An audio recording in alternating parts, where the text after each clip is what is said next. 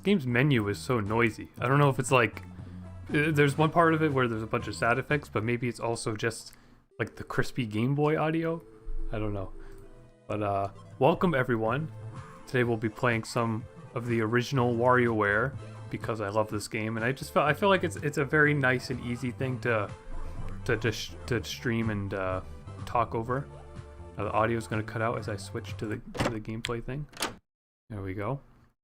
So I played this game a ton on my 3DS because it was, well, Nintendo did that weird thing where they gave out Game Boy Advance games to people who bought the 3DS before it got a price cut, and this was one of those games, and I basically kind of only played this one a lot. There was like a Fire Emblem game in that, and like a Zelda game in that, but from my immediate memory, this is the only one of those that I played a lot. Also, I don't really know why it asks for your gender.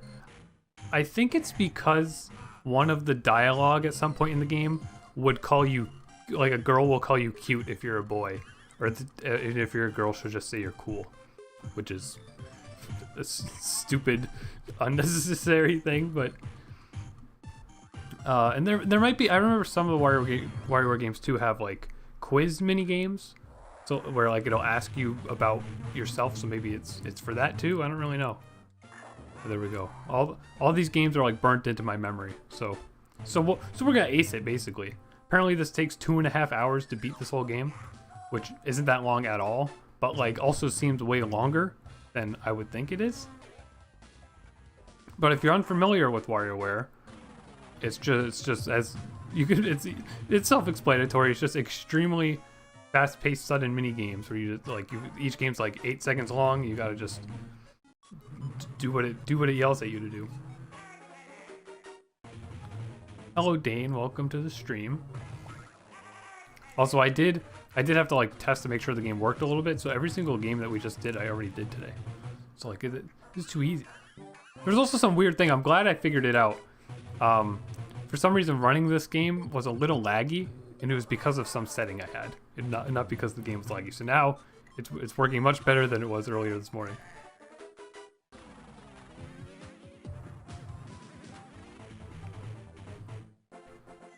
I was also having a weird problem setting up a controller for this, and by that I mean my Game Boy that I'm playing. This is absolutely on a Game Boy for sure.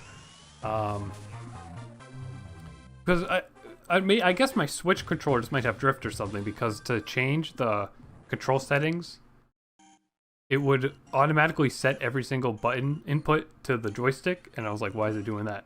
So now I have to use a PlayStation controller for this. Also, here's our deeps. The challenge will be that it speeds up multiple times, and then other ones it doesn't speed up as often. I don't really know. They usually all have gimmicks of sorts. I also like that, like, I'm only even realizing this now that this game has like a retro PC kind of aesthetic to it. Like, it's a very interesting idea. Although there's not really much of a plot to it to explain why this is the aesthetic here. Here we go with Jimmy with sports games.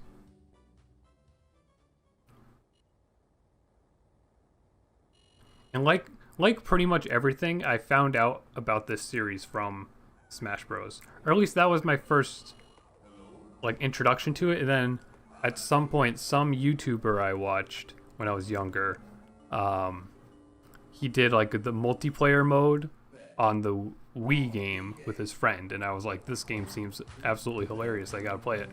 So I absolutely played Smooth Moves, the Wii game, first. But then since then I've played every look what a great character this man is. I've played every game in the series except for the other Game Boy one that uses like tilt controls. It's probably not too hard to find at this point. Like, I should probably get to it eventually.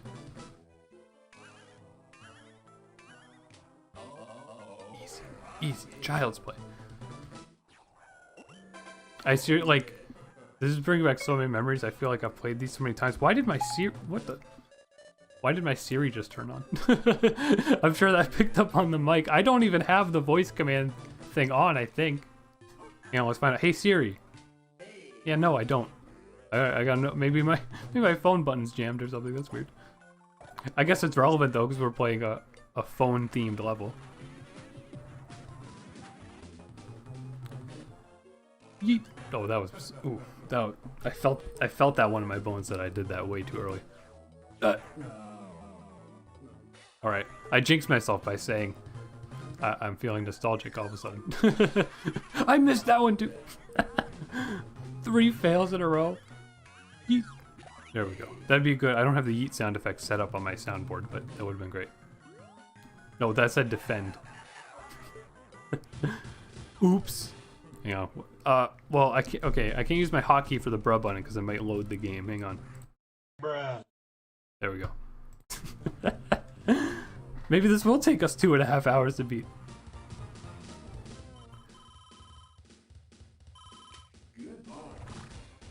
There might even be unique animations like there going back into it after you get a game over.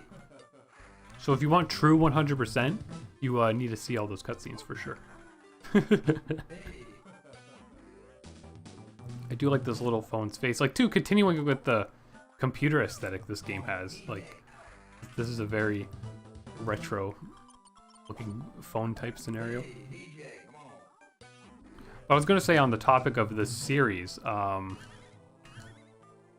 I thought it was going to end. One of the DS games called WarioWare DIY that lets you build your own mini games by drawing and programming and stuff. That is an incredible game, and I poured a lot of time into. You broke my screen. I poured a lot of time into that, making stuff. Here we go. Now I know what to do. I wish there was, like, it would be so fun if there was some sort of way for me to capture my save file of that game and, like, because I'm sure I made like a lot of cartoon inspired stuff.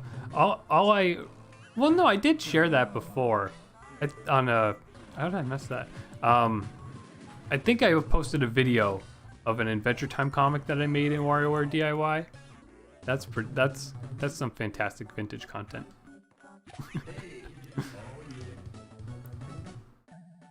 Boing, boing. It's also just like this has like Flash game vibes too, and now Flash games are sort of gone forever.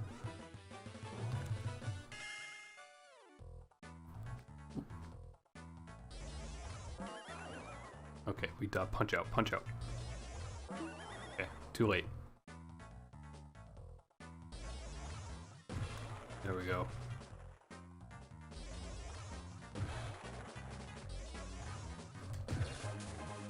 Easy, easy, easy.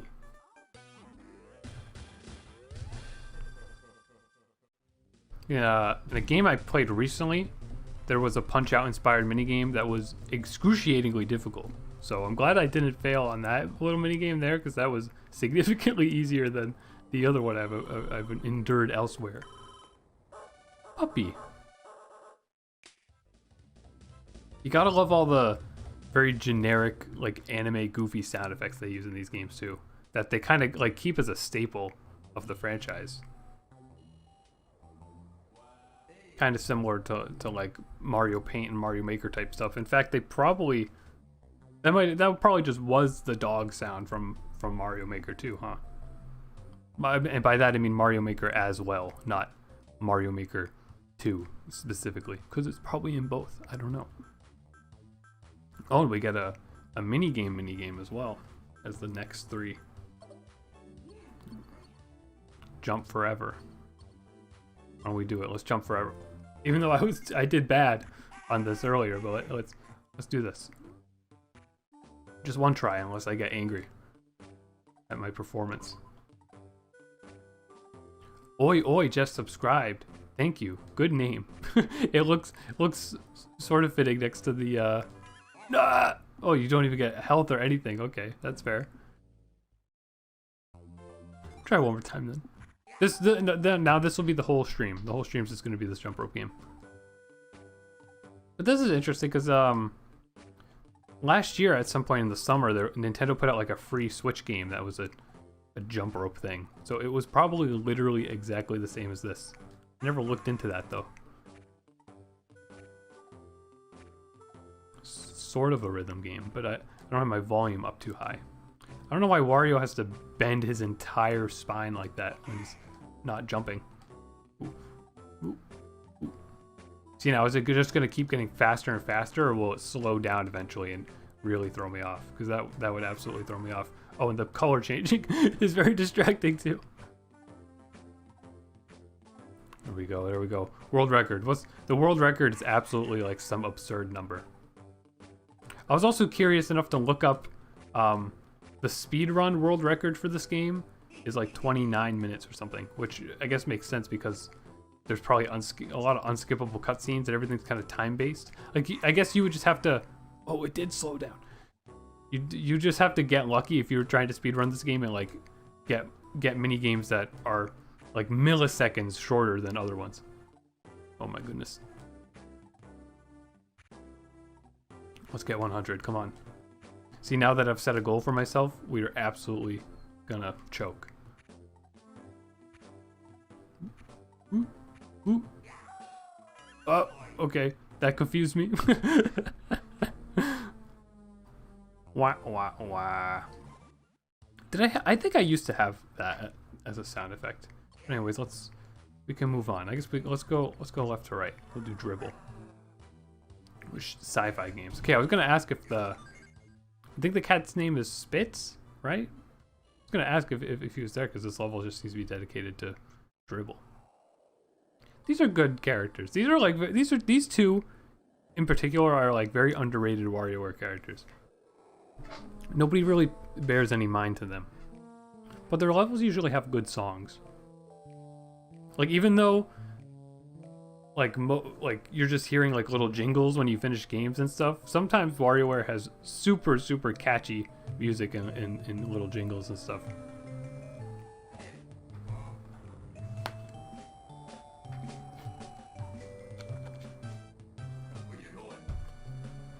Crown Cryptid, where to now? Oh no, I guess that's why I asked your gender, huh? Also, that went by too fast for me to read it. 10-4.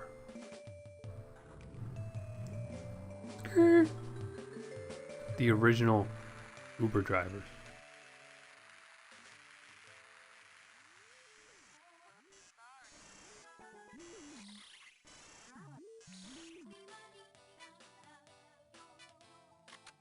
Cursed. What the? Okay, I thought I was gonna miss that. Here's a nice song with Game Boy Advanced, extremely compressed music. But there's a charm to that, you know. There's absolutely a charm to that. In fact, I kind of think that that's definitely something that I feel like people should be stepping up more. Is like this. Ooh, he's dead. I killed that man. Is like this era of sort of retro content, because everybody kind of just goes to making like NES style stuff. You know, there's very few. I beat that like at the last second. That's great. There's very few games and stuff out there that have like 2000s aesthetics to them. I'm sure we'll get more of that as people from that generation get older, but that's stuff that I love to see. I feel like what's that game called? Hypnospace Outlaw or something? Oh, there we go. We redeemed ourselves. That guy didn't die that time. I don't know why they were throwing bombs at him. He's probably a criminal, so maybe I should have let him get it. Boop, boop, boop, boop. V. The V on my shirt stands for very big deal. Oop, oop. Mars. I saw a post recently that explained that Venus is not orange. That's definitely a mind-opening realization. I'm trying to think of if Venus appeared in Invader Zim and if they made it the real color, which is gray, or it's just like. But I mean, Mercury's gray too, though. So there's just two gray planets in front of us. But everybody assumes that Venus is orange because the popular satellite pictures of it are like thermal scans. So there you go. There's your science trivia for the day. I guess we should keep things on topic for the theme of the levels. Because this is sci-fi levels and then also slightly harder versions of the games we already played with Wario. It's going on for a long time too. I guess that's where some of the challenge comes from. Oop, oop. Oop. So long, Bowser. What kind of, is this like a dog ship? I was, that looked like Bowser's shell or something. My brain was trying really hard to process what that ship looked like. Uh-oh. Oh. Oh. Asteroids. I don't remember this one at all. Beep. It's like Mini Galaga. Now, is there like an extended mini game version of this? Because that would be very fun. Well, like, why does it keep a score even? Does that matter?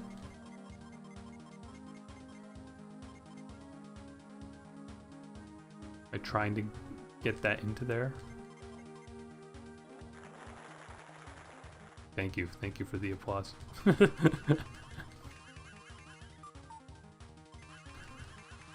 I also am realizing that I could be moving up and down this entire time. My point!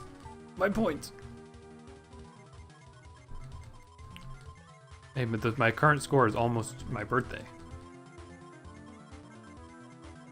Isn't that great how, like, there's some combinations of numbers where you're always just like, yeah, that's my birthday numbers. Now we're fighting a Kirby boss. I played Undertale before. I can dodge things on a 2D plane. Wow.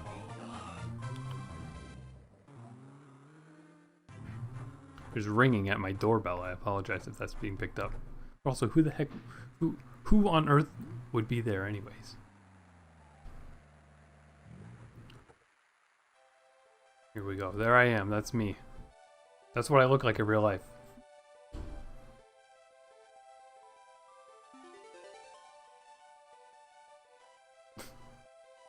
Well, there we have it. I'm a mermaid. Once again, canon to real life. My life is like H2O, just add water. Very hard. Like when it was raining yesterday when I was streaming, I was a little nervous that my tail would show up, honestly. Now that's a real photo. Now this is a majestic shot for sure. Huh? We forgot to collect the fare. Yuck, yuck, yuck. Classic. See, it's not their fault for forgetting to ask. Like, it's my fault for just being rude and not giving it to them. But I mean, I don't know. Like, how would that work if you were... Because the way that mermaid transformed, like, he had pants on and then his legs showed up. So, like, does he still have the pants on underneath the legs? Because, like, you know, maybe he didn't bring money because... it would get wet. What's this? This is a multiplayer game, so we unfortunately can't play it.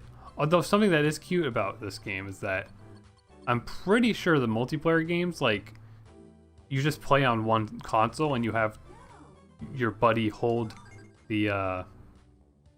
one side of the Game Boy and then somebody else holds the other side and you just play with the L and R buttons, which is innovative, I guess.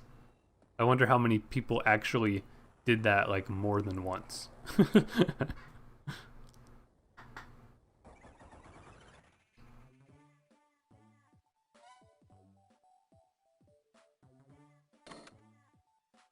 And now here's Mona, fan favorite character, because all the girls from WarioWare are fan favorite characters. All 3 of them?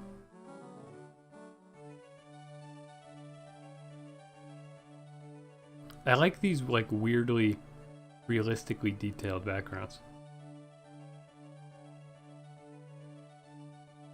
I also, like, it's interesting how how super pixel arty this original game is, because it kind of had to be. But well, even on the box art for this game though, they all had like their more traditional sort of looks.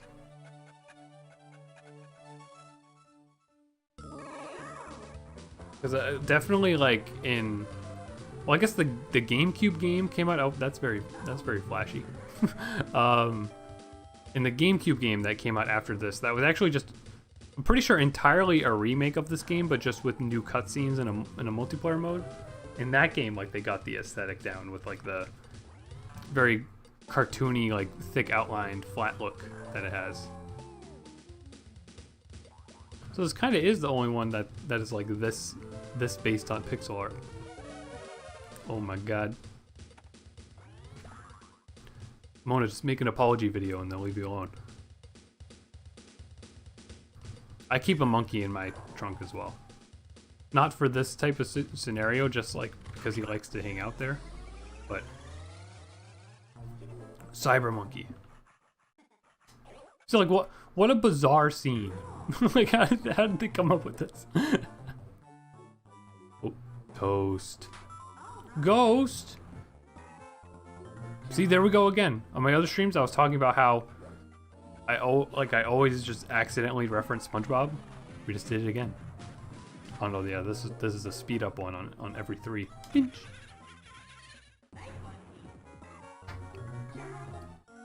Oh, booger game. A very memorable one. Yay, toast, yeah. Super toast.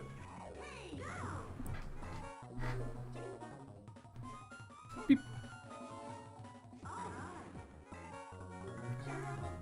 Tilt. Beep. Beep. See, I'm sure the other WarioWare game that uses like gyro controls has solely mini games like that tilting one. Oh no, this one. Not if I think that paper plane game, I think they turned into a DSi like downloadable game, because I don't know, they were obsessed with the physics of it so much. But it's a hard one. There we go. See, I'm glad I remembered how that one worked. Ooh. Oh, here's the one that's in Smash Bros. Rat.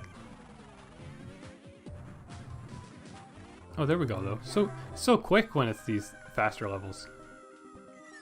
They did, and it slapped. Yeah, I think you had that paper plane game. I don't think I did, but I had the birds and I had the birds and beans game, which I absolutely played a lot. And I probably played that before I even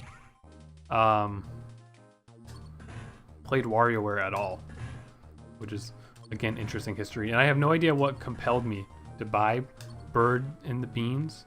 It was probably the fact that I had leftover points, because the DSi was one of those situations where they forced you to use a point system to buy games instead of just letting you use money. Remember when they did that? That was a nightmare. I'm glad they stopped doing that, literally just because they realized nobody likes it.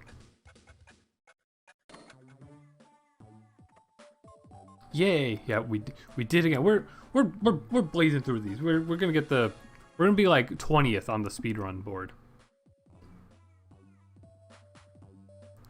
Ice cream.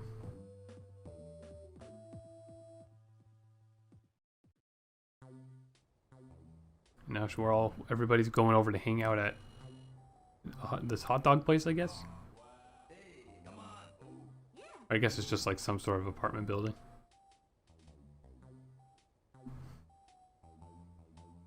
Honestly, that drawing of her is a little creepy looking. Get out of here! Wow, see, Crown Cryptid, you did it. I know I did. I'm the best. And now we get to play my favorite character's level, Chicken Race. Why is this called Chicken Race? Are those guys supposed to be chickens? This chicken ain't funky. It's the classic game of chicken. Okay, sure. It's some sort of... Get yourself as close to the edge as possible. L. Cockfoot. All right. The brah. 9-volt level. Hello, Gee. 9-volt. His levels are always made up of games referencing classic Nintendo stuff, so he always has my favorite stuff. I know in the newest WarioWare game that was on the 3DS, that was mostly made up of games taken from every other game in the franchise. They had 3 levels in that dedicated to like retro Nintendo stuff, which is really, really cute. And I'm probably gonna honestly go play that game a little bit after doing this stream. Ooh. Funk it up. This might have been before people used like Game Boys to make DJ sound effects and stuff, but they could have implemented that type of thing as well. What's that even called when people do that? I just know that from Steven Universe. Ooh, ooh. Whee. There we go, easy. Oh, the Mario momentum. Oh my goodness. One thing about me, my defining personality trait is that I really don't like 2D Mario games, and I'm really bad at them. Can I move in this? No, maybe not. Wario, yes, here we are with WarioWare. Then what does it say? Don't matrix with the stereo? What the heck does that mean? Oh, oh, oh. Did F-Zero ever get like a port to the Game Boy? Because that was like, that minigame there was such a perfect recreation of it. It's like they may as well have just put the whole game too. Enter. Enter where? Easy. What am I, 4? You think I'm 4? Sheep.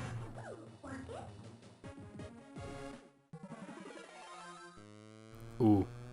Now this is good. I love Atari like era type stuff.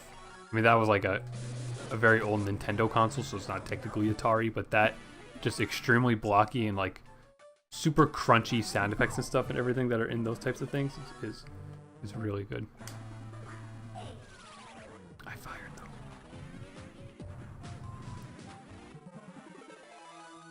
Hit 6.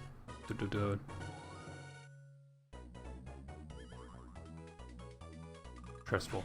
But this is referencing like before Nintendo even made games, they had this baseball machine as a toy. I know that because I'm freaking nerd. Let's go baseball, baseball, home run, baseball. No fair. So we can only mess up 2 more times. What? What? Oh no, okay, 3 more times, okay. Oh, perfect, I only need 1 more too. There we go. Got a little nervous there.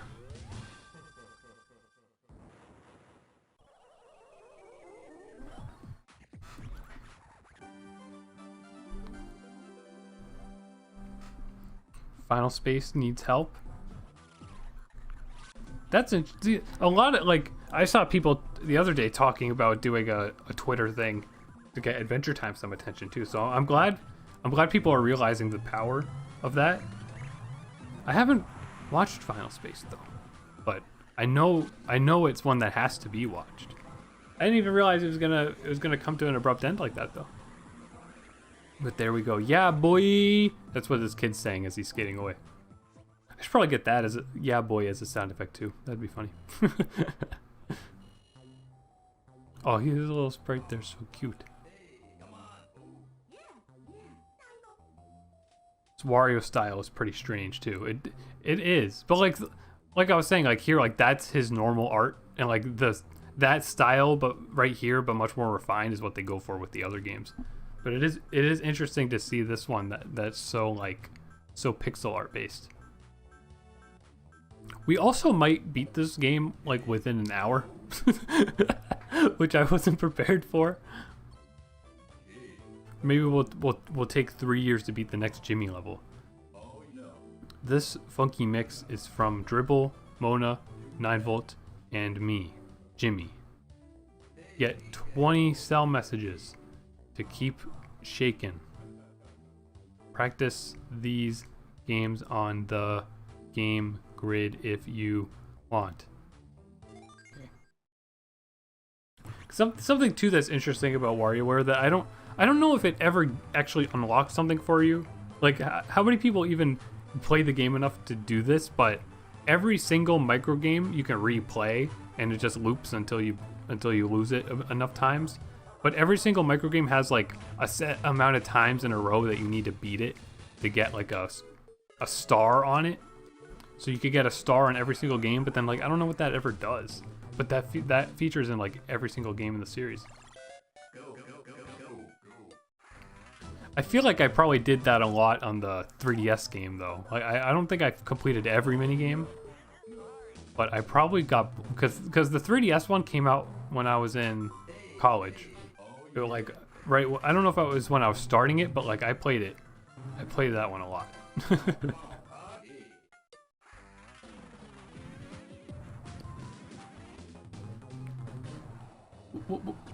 Oh no! Oh, that's tough. That's tough. Yeah, so these are all harder versions of the games from the other levels. As if they weren't already hard enough.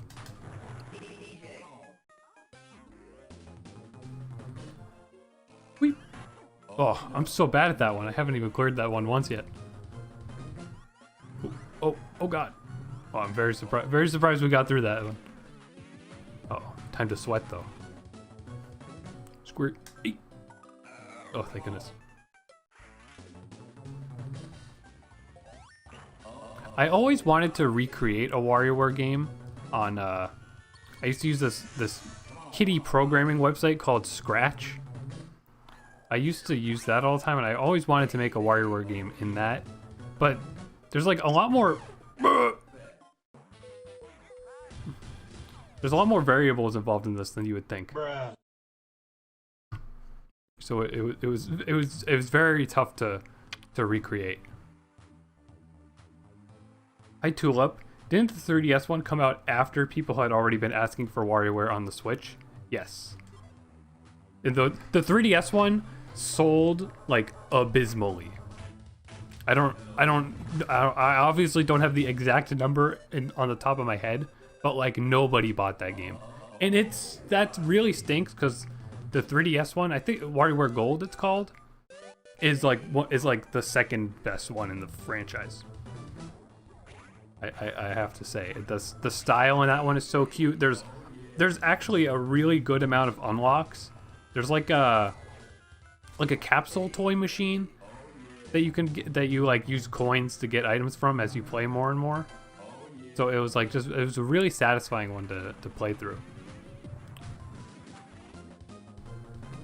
And it just has like that same level of silliness and polish that Smooth Moves has, because I would consider Smooth Moves as probably the best one in the series. But like DIY is super good too, but it's kind of hard to rank because it's so focused on the creator aspect. Like that kind of makes it uncomparable to the other ones, because even the original like pre-made games that are in DIY kind of aren't that memorable really.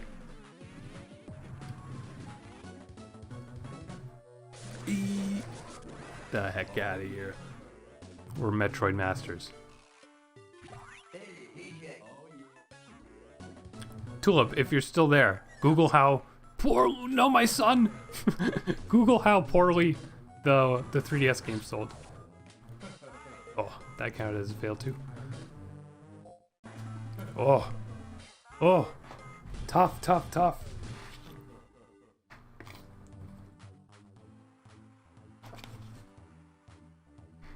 I need to hydrate. I guess we failed the speedrun, by the way, that I was definitely not actually attempting to do. Hey, DJ, come on. I think the 3DS WarioWare 2 I feel like came out around the same time as some other 3DS game.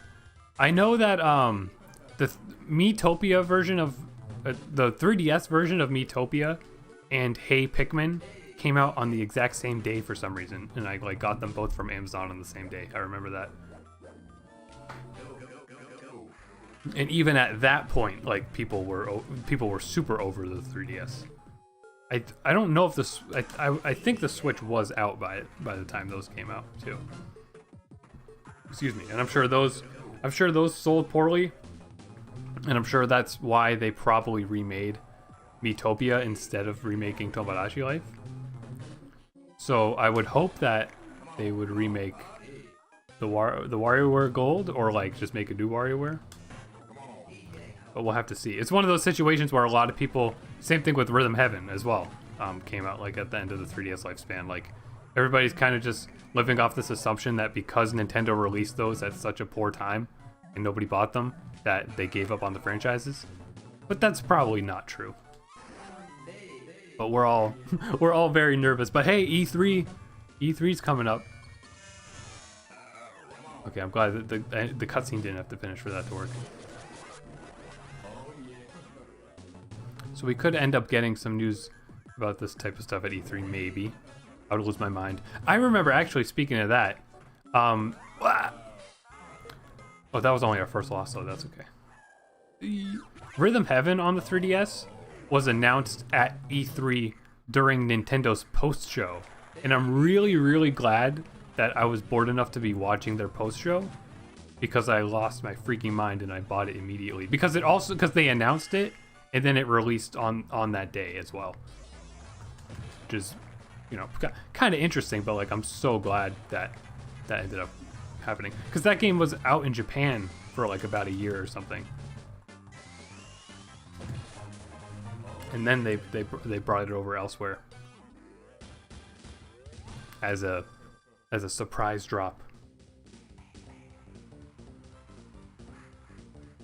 Well, oh, here we go. Here's Tulip's facts about WarioWare Gold.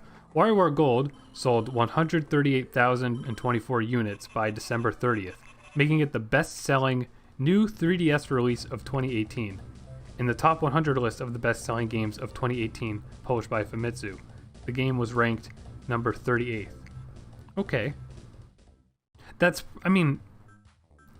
probably still really bad sales though for a Nintendo game, right? I'm sure. But I was expecting an even lower number than that. Okay, once again we can move. Actually, why don't we go right to left here? And did we I didn't look at this skateboarding. Let's try this out. Also, this little jingle here that they use on these minigame menus, they use that in, I don't know if in every game in the series, but in a lot of them. Yeah, it sounds bad. Yeah. Well, can you find? Sorry to make you just do research for me, but how much did Game and Wario on the Wii U sell?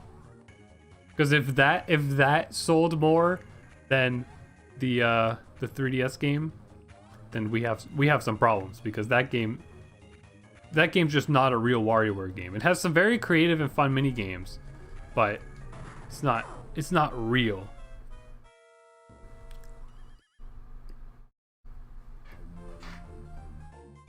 Game & Wario does not exist. Listen, Game & Wario has that mode in it, which is basically what I do on stream now, where it tells you something to draw.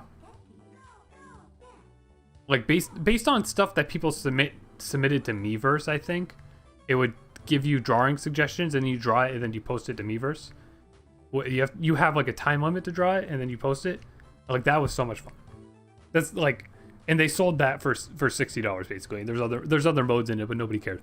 Well, no, the mode where you had to hide the gamepad, like you played WarioWare for Game Boy on the gamepad, and then had to look up at the TV to find out when the mom was going to come and watch you playing, and you had to hold the shoulder buttons to hide. That's a super fun and creative thing too. But then everything else in that was bad. Game & Wario sold 36K. What? It sold 36,000 copies? I got Game & Wario for free back when Club Nintendo was a thing, and Nintendo actually was nice about giving people some good rewards things.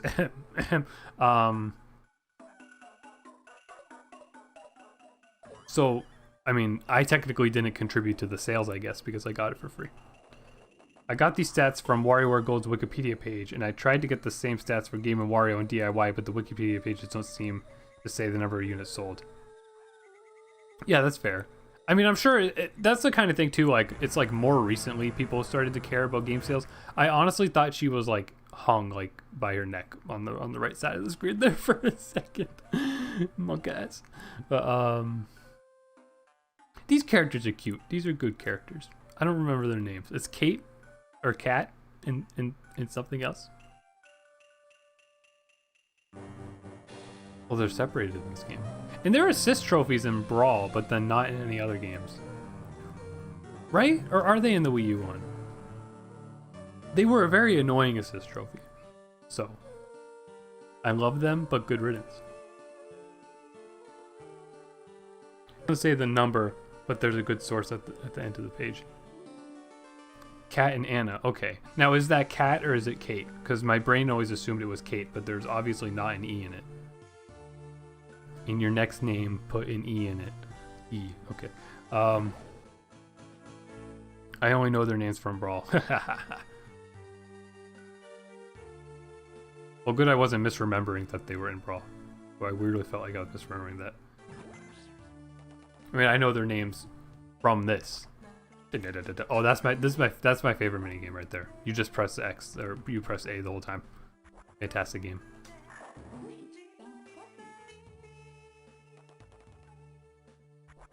Oh, flying squirrel, flying fox. Oh, we get another lyrical song too. These are all nature-based games, I think. I forgot to read the description.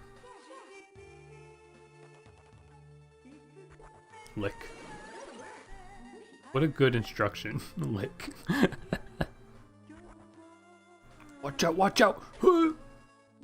How...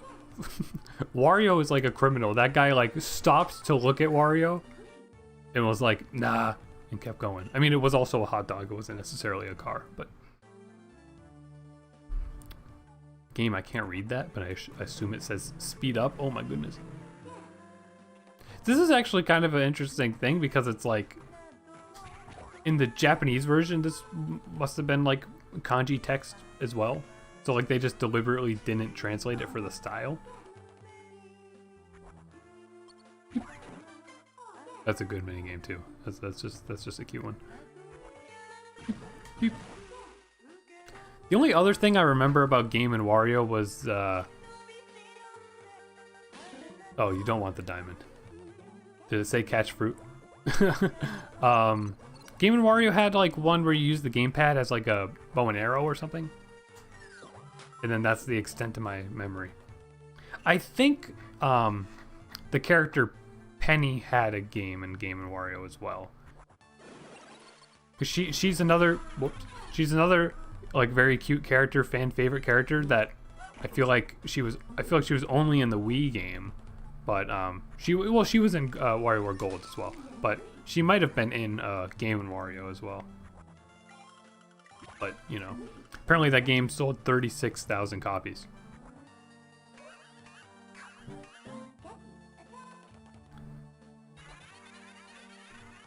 There's a lot of channels on YouTube with more subscribers than sales for that game. Oh, the one I predicted the wrong way. Alright, don't mess it up. Don't mess it up. Put that bunny back. That wasn't a cute bunny. Boss. Alright, don't be a hard boss, 'cause we only got 1 HP. Oh no, it's Doodle Jump! Hey.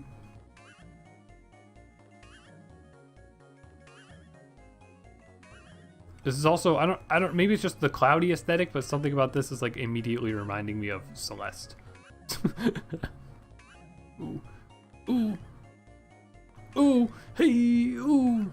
Okay. The flutter here is very forgiving.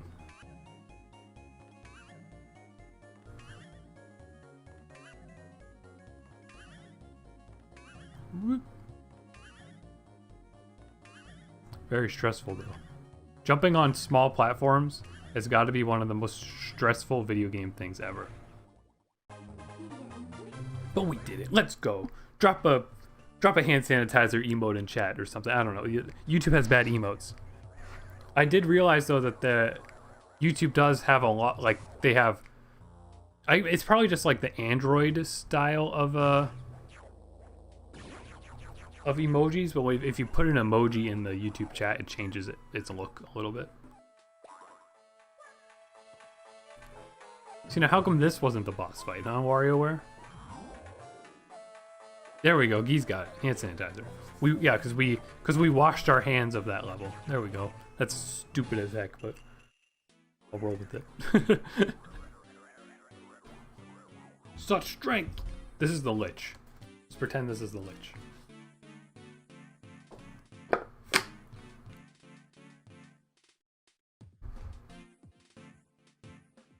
Yeah, get them. Their little sprites here are very cute.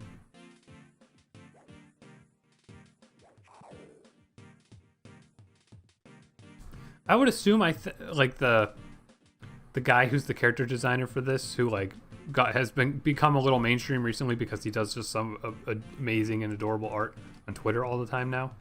I would assume did he do the original designs too, or did he get on the series a little later?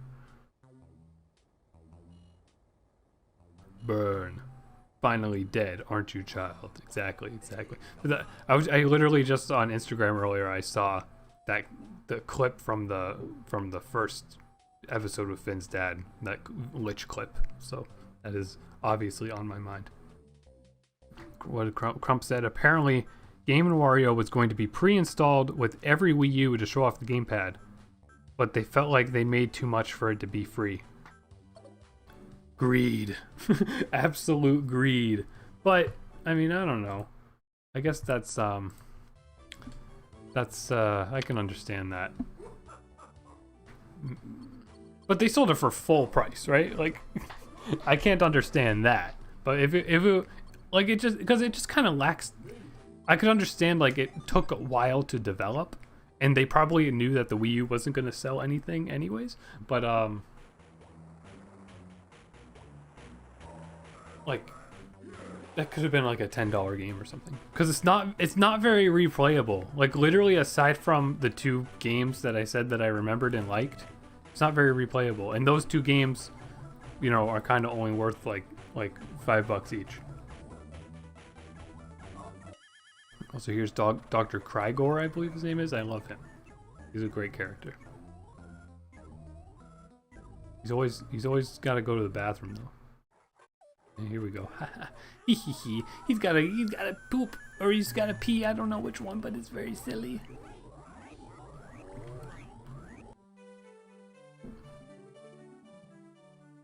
Fancy robo toilets. I mean, it's not that often I like that game too, because you just press the one button. Not often you get toilets in Nintendo games. Oh, I don't like that. Put that back. Oop. That's a weird one. That's a weird game. I'm trying to think now. What we're talking about Game & Wario, I'm trying to think of like Wii U stuff. I know I had like zero. Like the Wii U was kind of like around the time that I started to get really into. Ooh, was he dabbing? The Wii U was like right around when I was starting to get very interested in paying attention to game releases and stuff. Photo Dojo. But I think we got a Wii U like a year after it was released, because apparently my younger sister wanted one because our neighbors had one. So she got one, and like we used it a little bit, like just for Nintendo Land and Mario World and Mario Kart and stuff. And I also got Pikmin 3 on it. Although when we first got it, I only played Pikmin 3 a little bit, and then I continued it like a year later probably. And that's also when I like kind of got into the Wii U and like did the Club Nintendo stuff to get Game & Wario, and like paid attention to the directs and saw what other stuff might be coming to it. Although ultimately, and Smash Bros ended up happening too, so of course that was a big part of why I would start caring about the Wii U. That was a fantastic hype moment. Like Smash Bros. Games releasing or getting Smash Bros. News and stuff is always extremely memorable life moments. And it only gets better now with the Wii U game and Ultimate, because not only were they just both really like mind-blowing and amazing and really well marketed and stuff, but also just like I'm older now, so like I'm able to retain the memory. Cause like I know like I have just vague memories of like looking at the website of updates for Brawl and like having my dad pre-order it, and he bought it before I went to school, and I got to play it before going to school. That was fun. But then for the Wii U game, I remember like pre-ordering it myself on Amazon, but then, or no, I pre-ordered it. I might have pre-ordered it from Amazon, but then canceled it because Toys R Us, rest in peace, even though I think they came back, Toys R Us gave out a free amiibo with the game if you pre-ordered it, which, given how crazy amiibos ended up being back then, that was an insane deal. And I got the villager from Animal Crossing amiibo from that because I was big into that character in that game and stuff at that time. And then he ended up, him and Marth, I don't know if Wii Fit Trainer was a launch amiibo, but definitely villager and Marth ended up being extremely rare amiibo. Mostly Marth, but villager was a bit rare too. And of course I didn't sell my villager and I just kept him, but probably I probably should have sold him. That would have been cool, but because I ordered the game from Toys R Us, they didn't give it to me until a week after it released, which is complete nonsense. So I like rushed together plans to go and sleep over Crump's house, and we played like just a bunch of Smash Bros. For Wii U. And in that game in particular, I was so obsessed, and still am obsessed, just because the concept of it is so fun, with the special orders modes, where like you just get randomly generated really quick battles that you need to either just like beat for a reward or beat all the challenges in a row and then collect a bunch of rewards, or risk losing them all from doing a hard challenge. Like that they should have brought that back for the other game. I loved that mode so much. I want to go play it now that I'm thinking about it. Another multiplayer game. There's a ton of those in this. They're all just like very mini ones anyways, but are amiibos good? Like good to buy? Well, I mean, it depends on what you want. It's very interesting that Nintendo still cares about that brand, and they still make some, and they still include features in games, but they like, from my immediate memory, literally the only game that stores data on an amiibo is Smash Bros, which is really weird, because like they hyped up the concept so much, and then they kind of just use it so you can get like easy mode power-ups or like free coins and stuff. Like you kind of just use it to cheat now. So they're definitely, they kind of always were anyways, just because it's so cool to have figurines of Nintendo characters, especially obscure ones. They've always just been a collector's thing, like if you're interested in them. And they've improved the quality of them too. The more recent ones have been really nice quality and like bigger and like definitely more designed from like a collector's perspective. But that also means that they raised the price by however much they felt like, basically, because the new Skyward Sword one that just came out, is like almost $40 or something, right? Which is absurd. 1, 2, 3, 4. Nice. That's a hard one.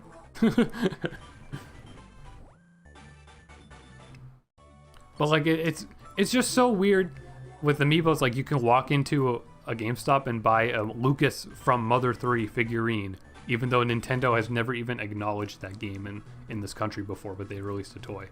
I didn't even pay close enough attention to that, but I'm glad that worked out. I like these bunny dudes too. These are great character designs here. And Crump saying that mode was Mr. Space. No.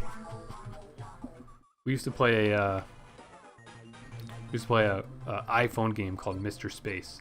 That was a lot like that. What did that say? This one's different. Yeah. Okay. Yeah, Crump saying that Master Orders was good, which correct. Up, down. Oh, Fire Night Funkin'. There we go. Right now, fucking. I think Wii Fit was one of the first ones. Looking for a frog. Oh, this is tough. This is tough. Okay, that was tough. I really remember wanting it, but it was so hard to find at the time. Yeah, I feel like that too. I feel like Wii Fit was one of the first ones. I was definitely very lucky to just have wanted to pre-order the Villager, which is like basically the main one that I wanted. But then I just I saw that they were such a collector's thing, and that kind of got me into this mindset that like, oh, maybe I do want some of the other ones. You kitties. Yes, because it's big, I think. Yeah, the Zelda amiibo, you mean? It definitely looks like it's cool. Like I sort of want it just because it's cute. That my new thing is anime figurines, because I got a job and I wanted to splurge a little bit, because I always wanted to buy some anime figurines. So like with my first few paychecks, I was like, I'm gonna finally buy a few with what I have left over. Now I'm kind of obsessed with those and just want like all the cute figurines I can get, but they just cost too much money sometimes. This is a funny minigame, by the way. Wait. Remember the big Detective Pikachu amiibo? Like vaguely, it was like, was it like packed in with the game? Oh, that it didn't let me control that one. I had to time the selection. Coup de grace. You failed Hungra. There we go. Look at these guys dancing for me. Great job. Great job, everybody. With his face, dude.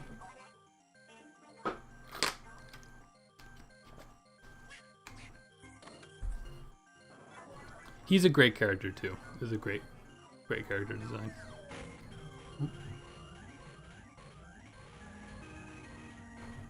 Amiibos that I remember that people like this. It's like this game never even happened.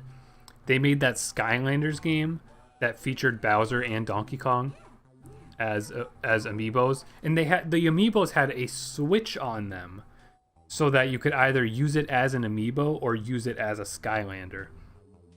Because I guess the Skylanders still use their like own USB reader, even though the Wii U gamepad had a chip reader on the controller, but they still felt the need to make people buy the Skylanders portal thing, I guess. That was an interesting one. I just remember that was in a direct, and those are like kind of, from my memory, those are kind of cool looking ones. That was the Bowser and the Bowser and Donkey Kong ones for that. But nobody seems to remember that that's a thing that happened.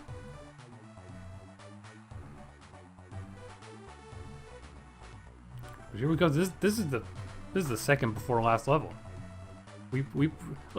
How come HowLongToBeat.com said that this was a 2.5 hour game?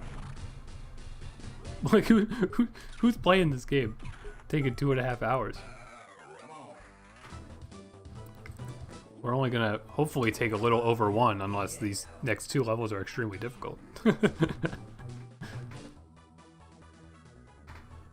It's the exact same position that it was in last time we did that minigame.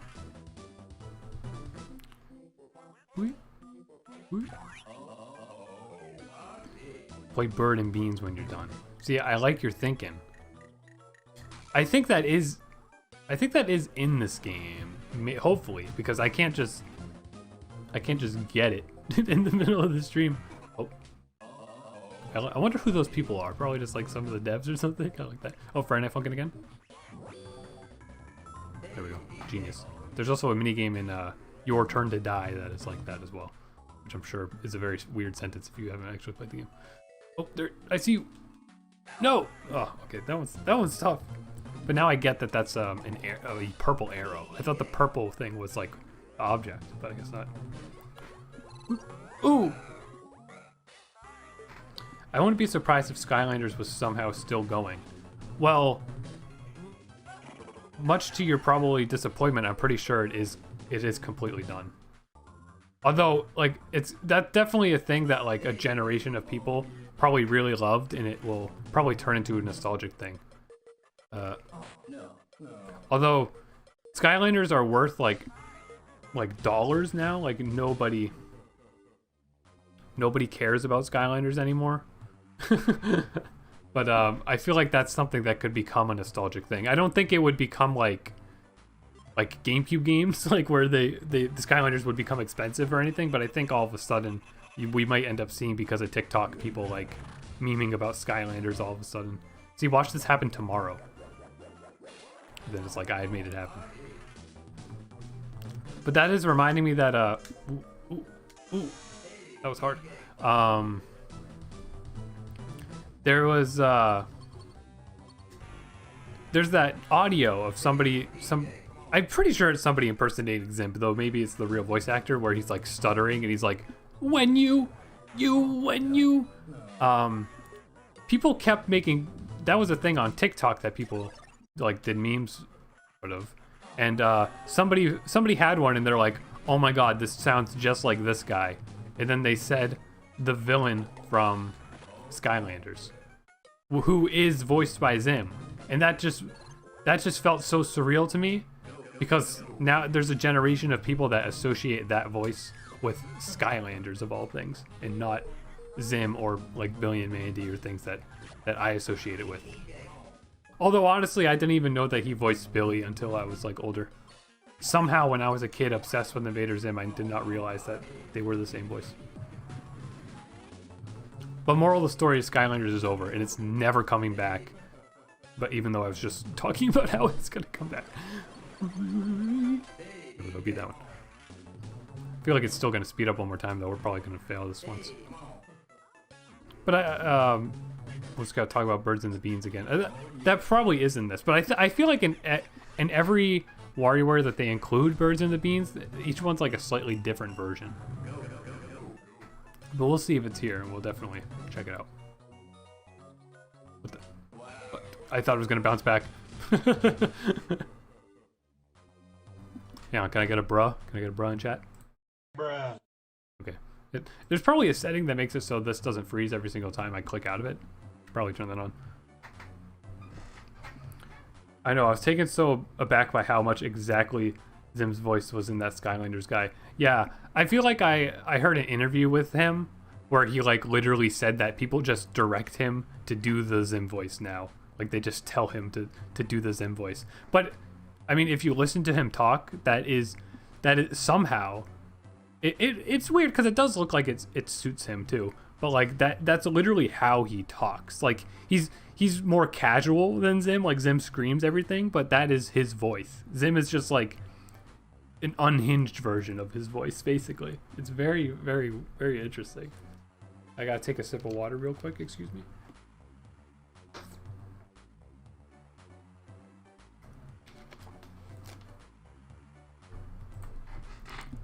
Alright, back to gaming.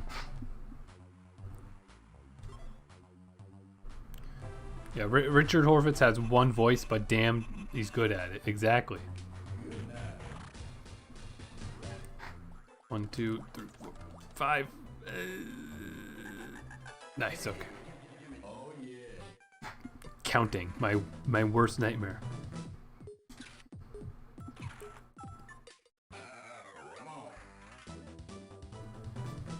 Oh, my favorite. Yum, yum, yum, yum. Something about the particle effects there is just so fun. Excuse me. Hey, DJ, come on. Oh, we botched it. No, epic fail. I should make the donation sound or something. Should be that Zim stuttering meme. Oh, this one. When you. We still haven't beaten that one, huh? Whoop, whoop, whoop. Hang on one moment. We must interrupt.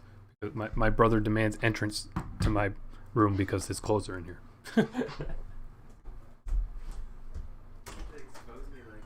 No, I'm gonna expose you like that. Okay. And we're back. What? Come on. Oh. Yes, this is the Game Boy one.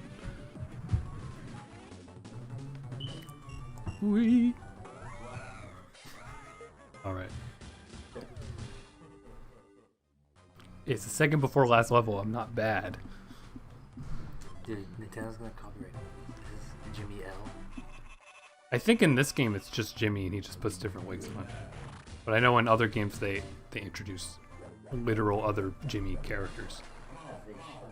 Speaking of voice actors, that sound like the character who is literally, yeah. I see what you're saying. That Flapjack's voice, that's his normal voice. He's interesting too because he's like he looks like he's like a sailor in real life, but then he has just like such a nice voice.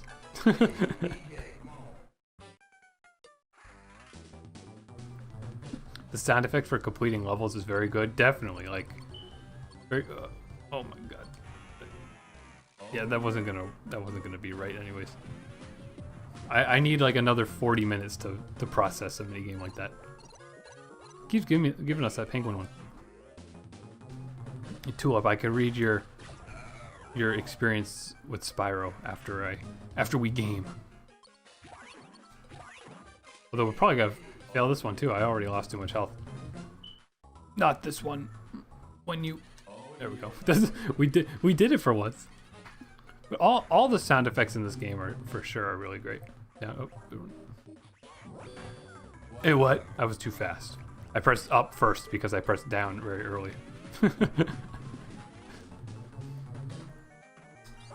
Oh, glad that worked. That's a good puppy right there. That's a great cat right there. I like this one too, just because the weird pixelated photo version of those peas is very funny.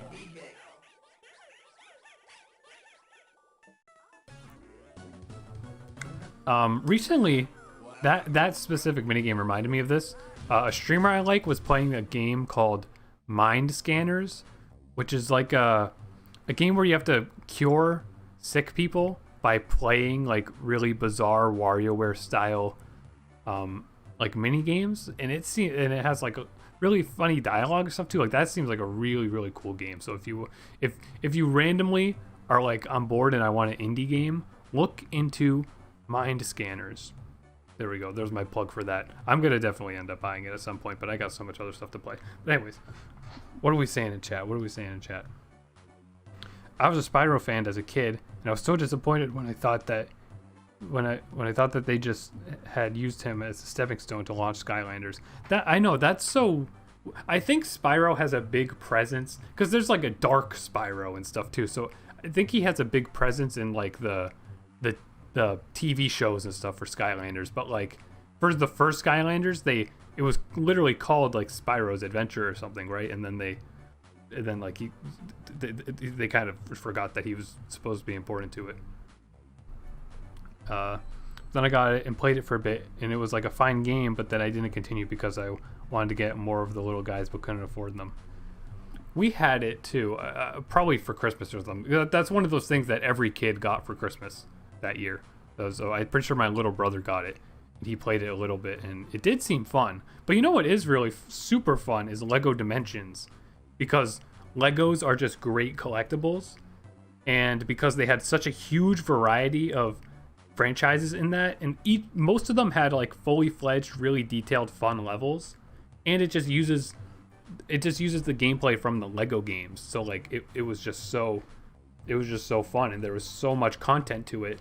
And yeah, you had to spend like a lot of money to get the stupid Lego guys, but I know there was like a big sale on it one year, and I bought like a lot of, like, I bought the Adventure Time ones and like the Simpsons ones and some of the and the Portal ones, yeah, the Portal 2 ones that they made for, like, why is Portal in that game? I don't know, but that was a super fun game, and I have always wanted to go back to it, but it is just kind of a pain to have to clean up after you play it because you got Lego pieces everywhere. But it's so cute. We even got instead of making a Lego Batman movie game, they made a Lego Dimensions pack for that movie, and then we literally never played it. I think we might have built it, but we never played it, and that disappoints me a lot.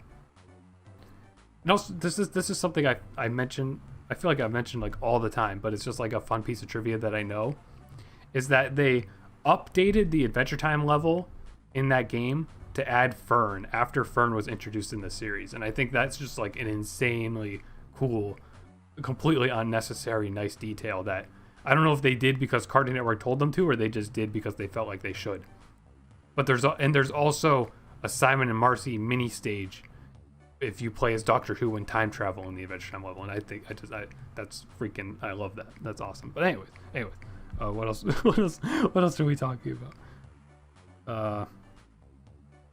I would be the Tulip saying I would be the world's biggest toy to life collector / enjoyer if games weren't expensive. Exactly, for sure. Like back to Lego Dimensions, like definitely I would want every single Lego Dimensions character, but like there's no way you could ever anybody could actually afford that unless you're insane. They went back to the traditional Spyro with that remake, but I wonder they'll ever make a new game with him ever again. Yeah, I mean they made, well, this was a drama recently that I think it was the same studio that made the Spyro remake, right? They made Crash 4, and people loved Crash 4, and I liked it, but I'm just not a fan of the Crash gameplay. Like, I really hated playing the remake just because of how the gameplay felt, but I wanted to play Crash 4 because of how really polished it looked and just how I would want to support like a AAA game like that. But I ended up getting frustrated on a level towards the end and stopped because I just felt like it wasn't worth the frustration to me, because I was kind of only enjoying the cutscenes in the game, basically.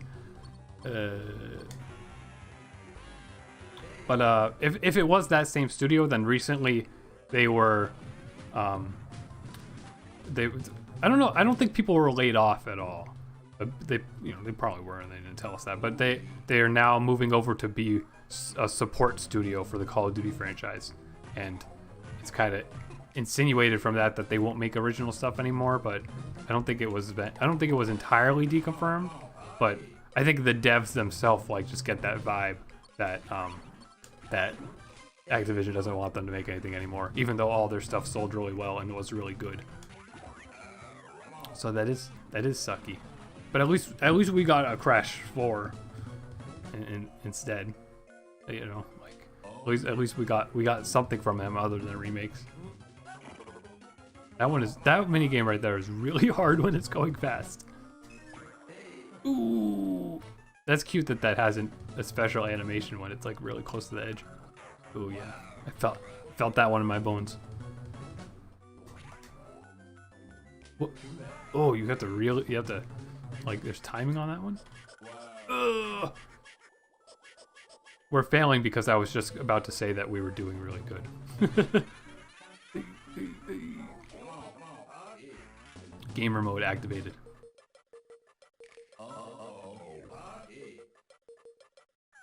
This is the Dark Souls of WarioWare games. That's probably true, actually. I don't know. That'd be a weird thing to rank, like the difficulty of the WarioWare games. Oh god. Maybe Game & Wario is the hardest one, just because it's the hardest one to have the attention span to play, because it sucks so bad. Heyo! Get the heck out of yeet! There we go. Complete. How many times did we lose that one? Like 4 or 5 times?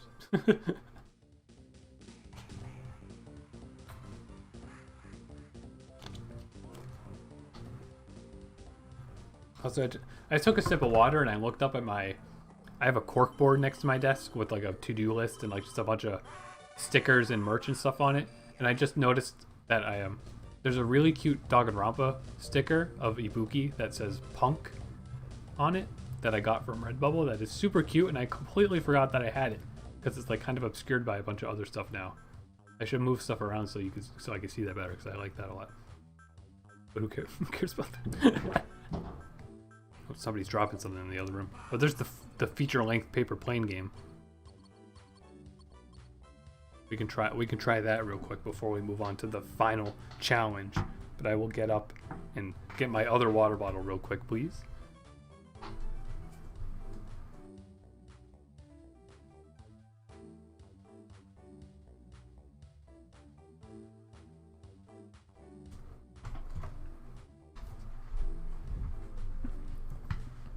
All right, gamer time. The student becomes the teacher. That's completely not relevant to this at all, but I said it. Paper plane. Yeah, so this, like I was saying, like an hour ago, basically, that we played doesn't even feel like an hour's not even that long, really, but it doesn't feel like we were playing that for this long. But it's about to end. But this game has a feature-length DSi downloadable version, which I guess you can't get anymore because the DSi shop is probably gone, right? See, now is the DSi shop gone, or did Nintendo just say that and they kept it up, but nobody cared to look because what the heck is on the DSi shop that really matters? This is the part where somebody comes in and says like, oh, this really cool thing was, and it's like, you're right. And the really cool thing was this paper plane game. Whatever. This is just Flappy Bird, but you go downwards and it's harder to control. Because you can go, you could do that. So yeah, because it's based on, okay, it's based on how long you press the side buttons. I see. Who cares about that? We got the final challenge to go to. Wario. Is this first one also Wario? Oh no, it's just got introduction. Alright, Wario. Genre. Anything goes. Crown cryptid. Who knows how you got this far, but good luck getting through the rest. Thank you. That's not what Wario sounds like, but that's my headcanon voice. The first Shantae sequel was DSiWare, I think, but it's been ported, so whatever. You know what else was DSiWare that I bought because I had leftover points one time? Was Oscar in Toyland, which is like a 3D. No, it's an Amiga CD franchise, I think. And that game, like, I don't know, it had an art style or something, so I was like, I'll buy it. And then like it's like incomprehensible, and it probably is also just really bad. But I just didn't understand what was going on in it at all when I played it. Oh look, another computer-themed level.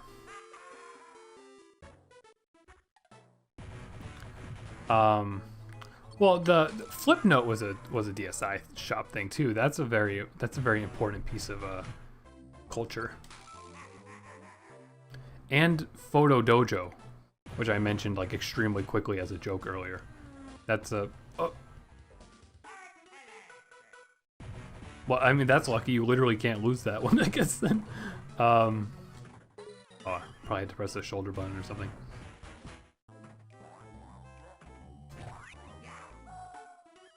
Photo Dojo was a really basic, like, fighting game thing that where you, I think it was free. It might have been free for a limited time, and then they charged for it, which is weird. But, you would pose in front of the DSi camera, take pictures of yourself, and then you would turn into a fighting game character. It's so innovative to a 9-year-old. I was probably 9 when that happened. Whoa, that was so close. I was obsessed with that. What am I doing? Oh god. Everybody drives cars like that. Like Wario's monster truck.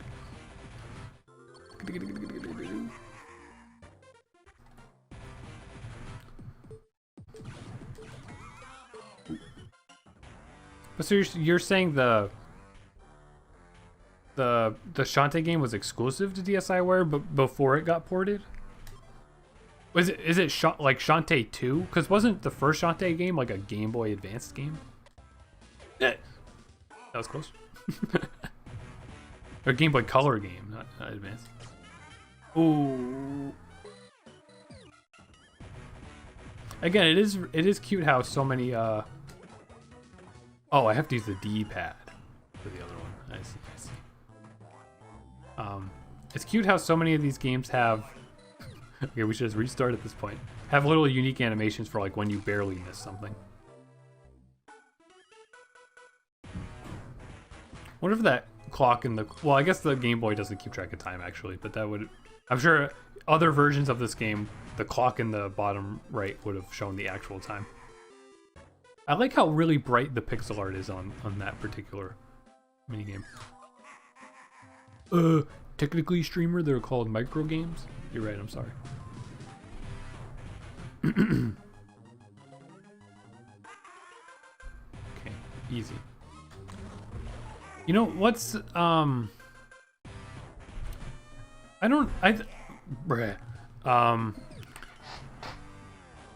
I don't know exactly what it was. Maybe these are like they're two different games, but the original Mario versus Donkey Kong. I don't know how I heard about it. Like some game reviewer talked about it like a while ago or something. I don't know if it was that game I'm thinking of or like the Game & Watch remake things that they made for the Game Boy Advance. But those seemed really appealing to me. Like they were really cool, and I had never really seen them before aside from like one video that I can't even remember the video of now, and I can't even remember the game either. But it might have been, it was probably Scott the Woz, and it was probably the Game & Watch Game Boy ones. Like I don't know which one specifically, but one of them I was like, what, that's so cute. How come nobody ever references that or anything? What's Tulip saying? Yeah, the first Shantae was on the Game Boy Color after the Game Boy Advance was already out, I think. I think you're right about that too. I don't know how I know that. I think recently a game store near us had a copy of the original Shantae or something. And then the next Shantae game was DSiWare only for a while. That is my understanding of the situation. I have not done research. Well, I'm gonna just believe you. How many Shantae games are there? Pick a number. What's the most recent one? I don't know if it was the most recent one or the one before it. That when I was in college, I was pretty bored and wanted a new game, so I like played it for a few minutes, and wasn't debated. Didn't really play much of it. Probably for no reason other than I didn't feel like it. I think it was maybe like I wanted to play a game with gameplay because I play so many visual novels that I wanted to play something that was like a platformer or something, but then Shantae ended up having like dialogue in it, so I was like, it's still kind of a visual novel. So I think I went and played Celeste and The End is Nigh instead. But Celeste has dialogue too. Yeah, I know, but it has much less. And Celeste is freaking amazing. Although I never played the post-game stuff in Celeste, so I'm waiting for it to be very cheap on the Switch, and then I'll play through it again and do the post-game stuff that I never did on the PC version. Basically, I didn't do the post-game stuff in that basically because I just like got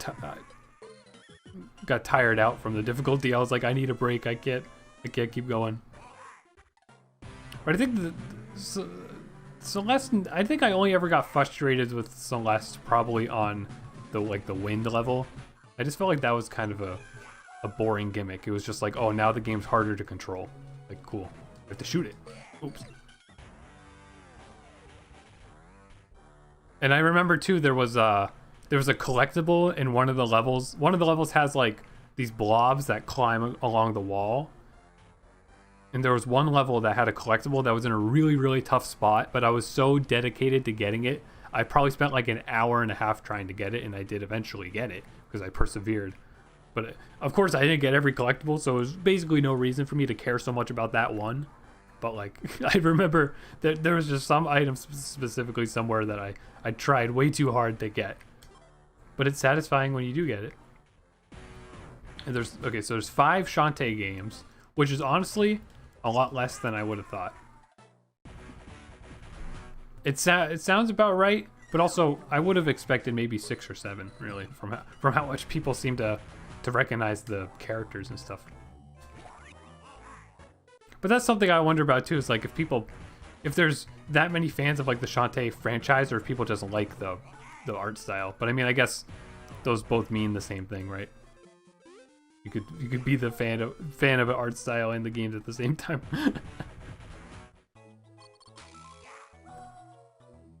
Tulip saying, I played Celeste on Switch, and for some reason, it made my Switch really hot. No, I can see that. Just because it's, you know, if a game's not made for the Switch, I could see why it would have like weird processing stuff going on. Like the Binding of Isaac, for example, one of my favorite games that just uses mostly pixel art. It's noticeably, it has like little bits of like second-long load times that aren't present when you play it on a PC, but are present on the Switch version. And they were even saying at a point, Isaac got a new DLC recently that added a lot of like graphical changes that make it look more polished. And they were saying at a point that they were like, we don't even know if this will be able to run on the Switch. So they're probably going to remove a lot of graphical stuff, even though it's just a like 16-bit looking game. It uses a lot of processing for some reason. But hey, they get the there's all the rumors about the new Switch that have been going on for like a year, and now we're finally they're saying like it's going to be revealed super soon. So I'm sure when we all least expect it, we'll check Twitter. Maybe in an hour even. Maybe in an hour Nintendo will just tweet and be like, "Hey, there's like a new console coming out." You know, we'll see about that. Because people were saying it was going to happen today, but it didn't. But they do sometimes drop announcements at 9 o'clock at night. That's what they did with Game Builder Garage and the Pikmin app, which I've signed up for the Pikmin app beta with 3 different emails, and they never let me in still. I love Pikmin so much they have to let me in. Please. But whatever. And about Celeste, Tulip saying it also made like a loud vibration every time I pressed a button. I don't think it was intentional. Interesting. There's a lot of like sometimes when I put a game in the Switch and the game is booting up or something, the fan in my Switch will like go crazy. Like I think it's gonna fly out of the console. It also sounds like it's like paper thin. Oh, lucky. But then like during gameplay, it doesn't give me problems like that. It's only when stuff's loading.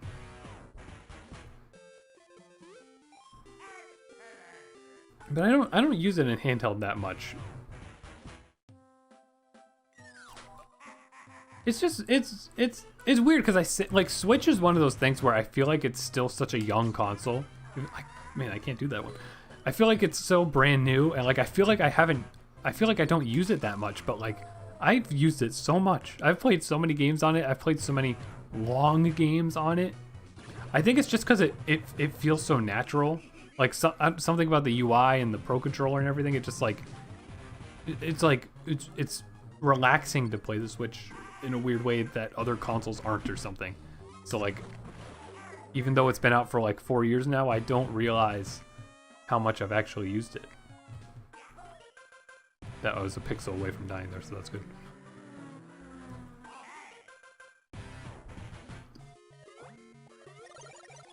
It's like most of the games that I have on Switch that I've played all the way through were like 30-hour games, or like I have 30 hours in them.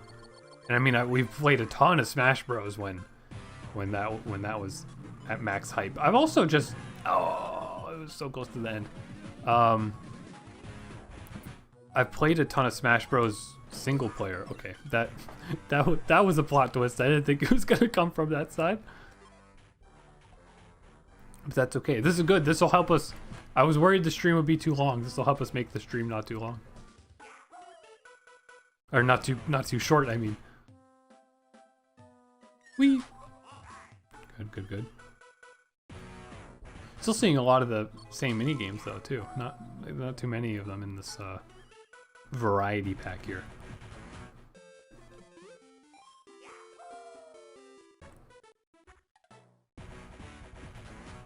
Oh, here we go. We're gonna get it this time. There we go. Just had to hit it early.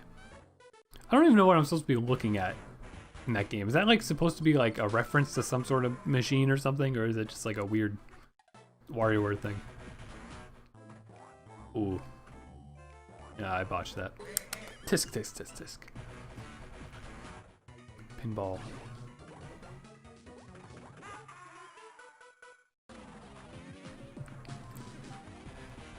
Okay. I see Tool. I see Chad has said something, but the game is sped up. What?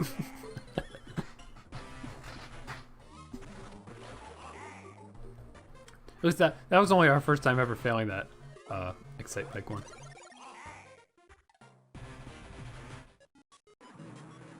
Whee! That one's very stressful. See, give me more games like that one where I just have to press 2 buttons. Okay, that was literally our first time beating that one.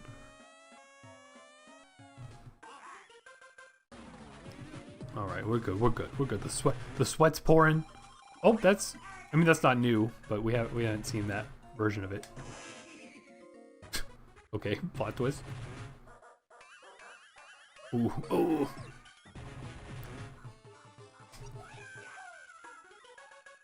I don't know what the boss on this level is.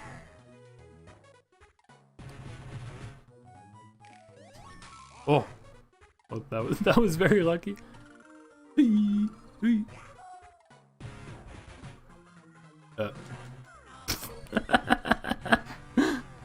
Alright, I changed my mind. I don't want new games. Tulip says, I totally agree. No clue what Nintendo could do next after the Switch, but there's no way it'll be as good. Unless it's like the Switch 2. Switch U. Exactly. I mean,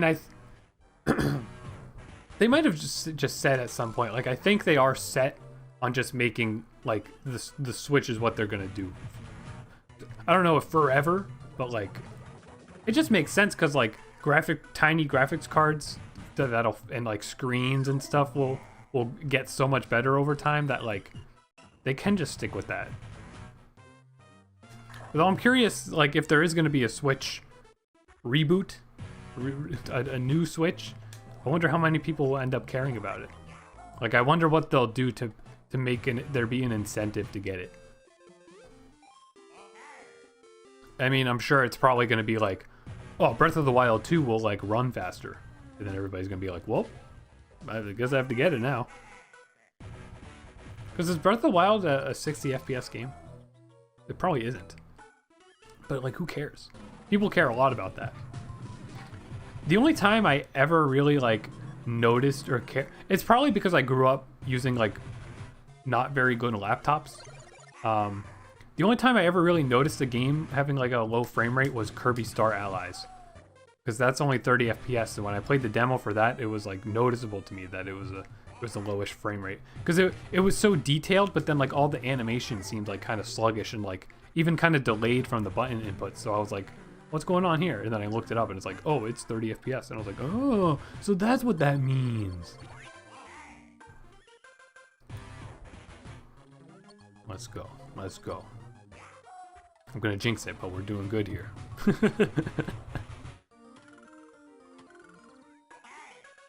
And there's so many, like they ported Doom and, like, Apex Legends and stuff, like, to the Switch. And it's weird to think that, like, that's some people's only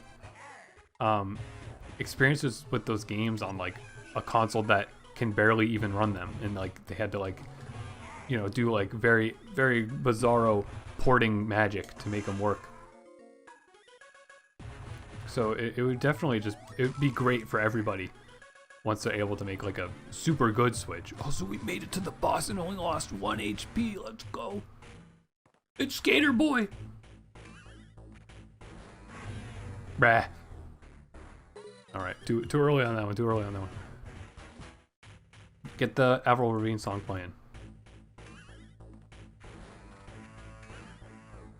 The song. Let's pretend that this song is it. Watch out. Oh no. Oh, it's a compilation game. Whoa. I can't do 2 things at once. Grab on. Hey. Oh, now it's the Club Penguin Jetpack game. Oh.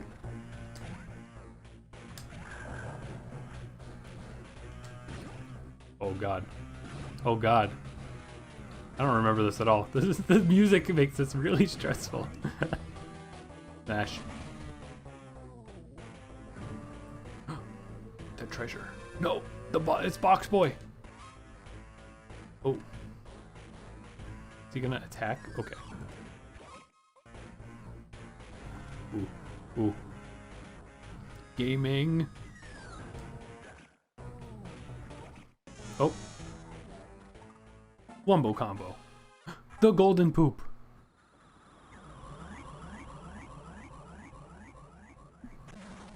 No. Plot twist.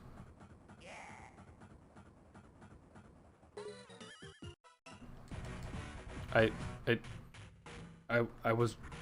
guess I had to run the other way. I was pressing right on the D-pad and nothing happened. Skirt, skirt.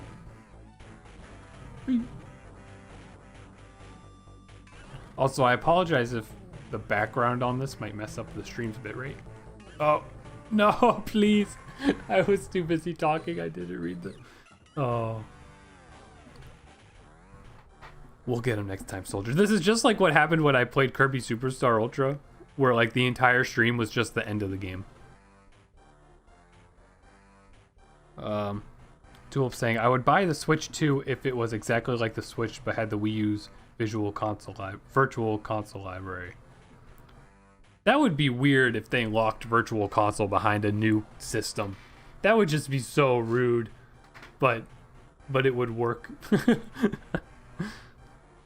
And fix Joy-Con drift. They have to fix Joy-Con drift. Like it's just absurd that is a problem, and it's just something that we just deal with.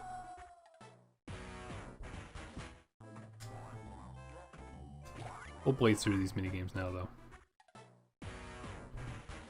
I'm not a fan of chibi stick arms Wario. He is weird. I like the little square boss guy though in that. But it's a weird mix having the detailed Wario face on a tiny body. Guy says F. Thank you for the F. I like that, like, I have to instinctively read F like in a sad tone because that's what it means.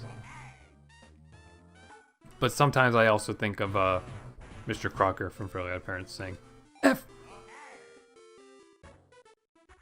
And that's it. That's the end of the joke. I was like I was trying to think of something else to say about Mr. Crocker, but like I don't know.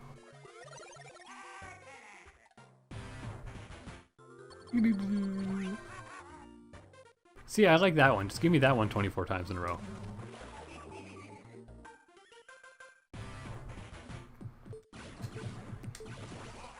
Trying to think. On my Switch right now, I mean, I'm playing Miitopia. Of course, I've talked about that a little bit.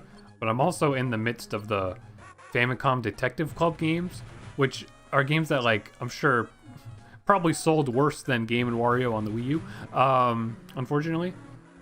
But they're like, I'm so happy that they localized those and remade them anyways for like no reason. That, you know, the fact that they remade them and localized them is fantastic. And I'm in the middle of I'm playing them in the intended release order, so I'm in the middle of The Missing Heir, and like it's pretty good. It kind of lacks, it's kind of bland, like it lacks that like Ace Attorney like goofy personality. It's very, very visually polished and like it's developing a cool mystery, but it just kind of doesn't have too much character going on. But you know, maybe the mystery will get much more interesting as it goes. I kind of am already guessing what the big plot twist is going to be, and I feel like I'm probably right. But I'll have to finish it and find out. I think I'm a little more than halfway through it.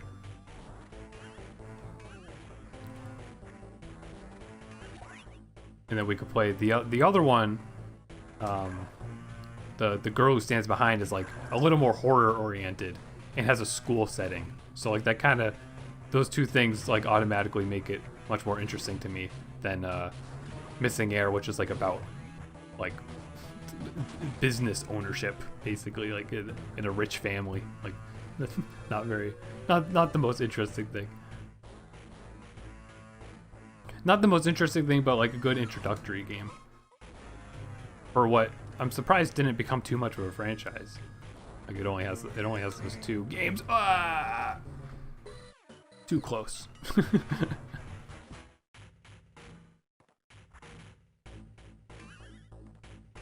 But then I might wait on playing the second one because tomorrow, the new game that the Danganronpa creator and the Zero Escape creator worked on together. I say, oh, my heart. It's more so the Zero Escape creator who worked on it, mainly.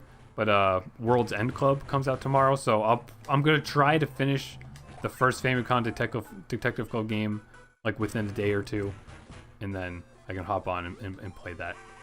Because I gotta make TikToks about that, because people on TikToks love it when I talk about Danganronpa related things.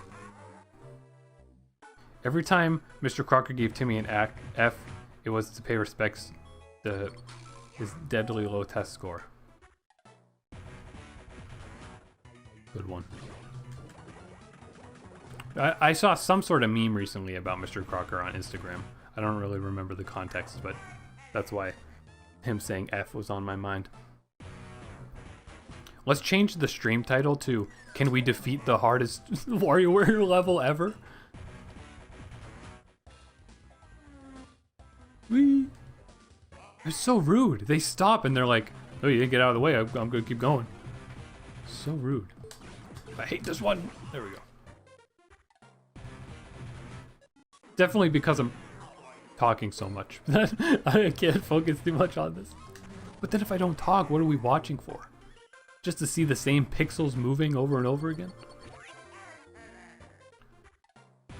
Why do they put us here? Just to suffer? Or why do we live? I don't remember exactly what the line was.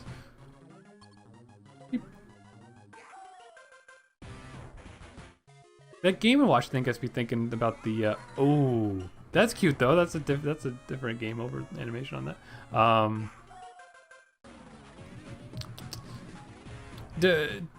Are those Game & Watch original Mario things still available that they made for the Mario anniversary? I don't think they took those off shelves like they did the 3D collection. And I remember seeing some out of Walmart or something at some point. Like I don't think people really cared to buy that. So I wonder if those are still readily available or if they're price hiked up. But the only thing stopping me from getting one of those is that it costs an unfair amount of money.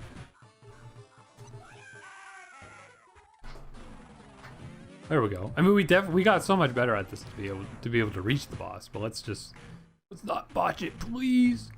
See, this is the part where he botches it on like the first obstacle. This little mini game here has like the art style of an iPhone game or something for sure, though, like a scratch game, flash game type of thing.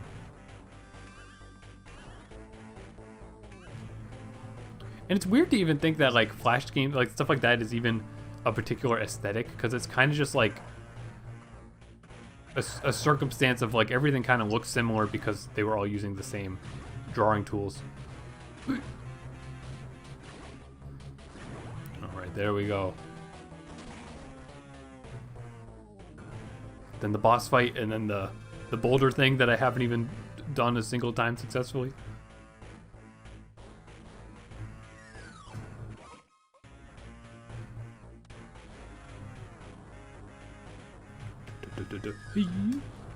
This is like the boss in Spelunky. Olmec, who just is a head that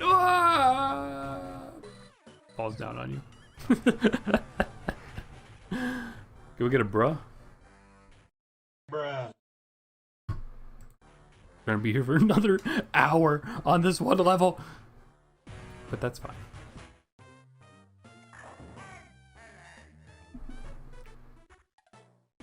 F F F F F F F. Whee. I like it when the car flies over you on that one. I just think that's funny.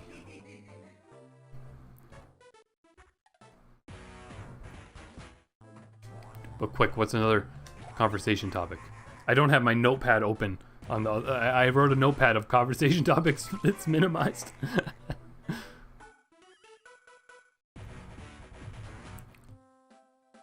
I don't know, I guess just more about Switch, more about E3 is like super soon. Like it's tomorrow basically. With how fast time has been flying, E3 will be like tomorrow. Like it's just gonna feel like no time passed.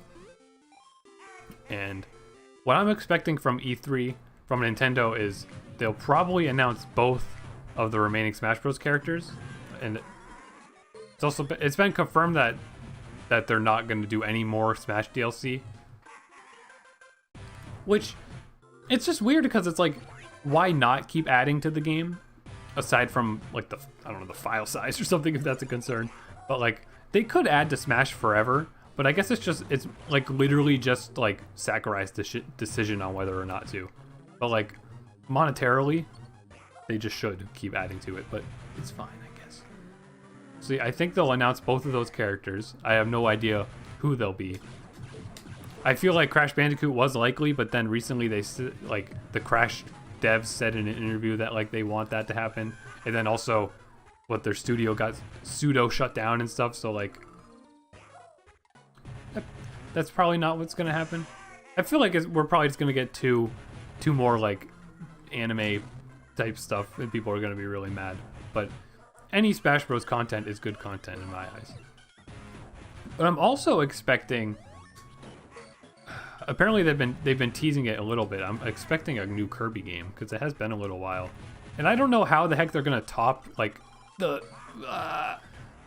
visual style and the boss fights and stuff from Star Allies, but I really hope they do. I mean, it's very likely that they're, even if they don't, like, I'm not gonna care at all because Kirby's just so charming, but it's likely that they're gonna finally make Kirby a 3D game or like something. It's interesting though, because I think they probably want to prioritize having a multiplayer in Kirby. So if they did like a 3D Kirby game, I wonder how they'd handle multiplayer. Unless they made it like sorry, unless they made it like 3D World or something. Wee potato. That's our giddy potato that we drew yesterday.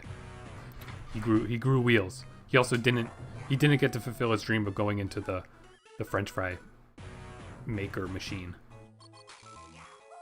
Alright, let's try not to lose any more points. Good. I love the sprites on that minigame. Nah!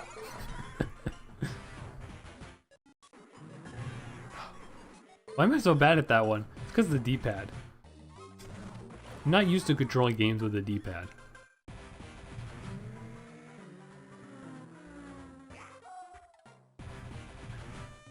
Skirt. This is the Sans boss fight of minigame collections.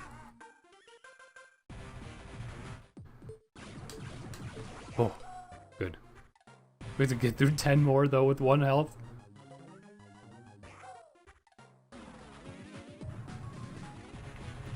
Well, and of course that E3 too will probably get Breath of the Wild too, but that's not really and maybe there's rumors about like other Zelda remaster stuff too, because it is weird that they're being quiet about Zelda having an anniversary, and also, you know, Kid Icarus and Metroid and a bunch of other stuff having anniversaries that they're just gonna ignore for whatever reason. No! Oh, thank goodness. Excuse me. Every other time it did the one where it tricks you, so I was expecting it to do the one where it tricks you. But, yeah, I don't know. Probably Zelda news and stuff at E3, though that's not necessarily something that I'm personally interested in. But I'm excited to see people lose their minds about it, and then also probably get angry about it. Probably a little bit of Pokemon discussion too will probably happen.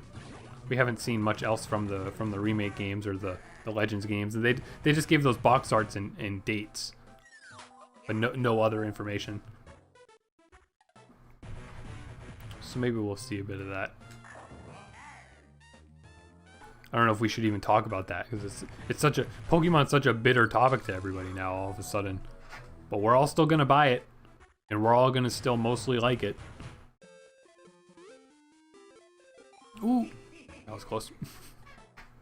I was gonna make a tweet actually. I was gonna like ask about like, do we know if the Diamond and Pearl remakes are gonna have a new soundtrack, or are they just gonna use the original music as well? because like the original music rules, so like whatever. But basically, like music in a Pokemon game, like a new Pokemon game coming out, the most exciting thing to me is having new Pokemon music to listen to, because it's always so good. I can't tell if in that minigame are the UFOs shooting back at me. I'm like too focused looking up to notice that. Sometimes I just explode. Is it because if I miss, I explode? My D-pad thumb isn't fast enough to avoid those soccer balls or whatever the heck is going on that one.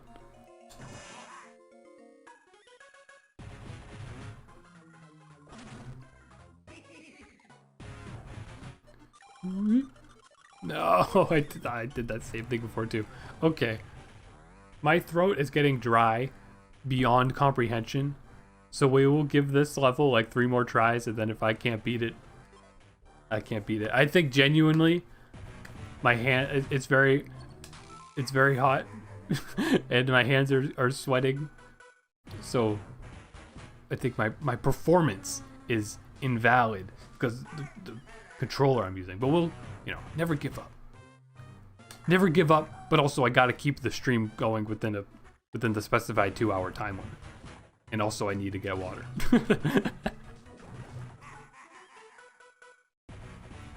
But we'll go. We'll persevere. We cannot be defeated by Wario's stupid hands.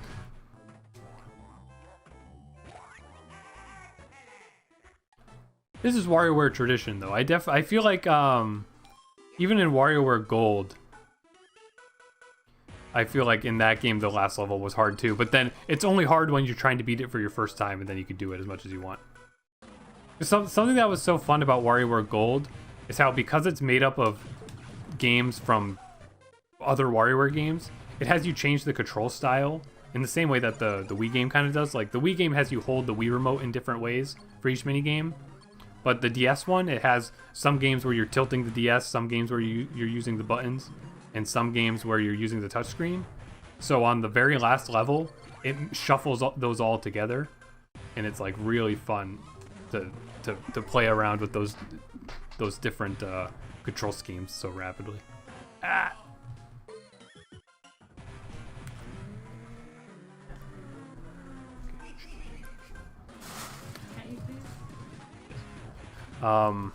The Diamond Pearl remake trailer had new music in it. I mean, not new music, but Yeah, remake music. Okay, that's good. Because if they didn't make new music for it, that would just be another reason for everybody to be so mad. But that means we get to hear another version of Cynthia's battle music. Cynthia's battle music, even when I was a kid, I was like, that's an incredible song. And it's funny to me that as they added that song into other games, the only thing they did to remake it is just made it faster. Like, I think there's 3 versions of it. There's the original version, and then the maybe it's different in Platinum, but then it's in maybe there's only 2 versions actually, but it's in Black and White as well. And just each game it gets faster. It's very funny. I'm also that song's not in Smash Bros, right? It's very, very weird for them to not have that song in Smash Bros because it's so good. They have the champion from Gen 6 has pretty good music too. That one's in Smash, I think. But we can do what Guy says. Yes, give me your boomerang powers.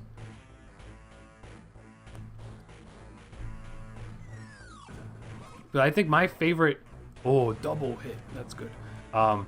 My favorite champion music in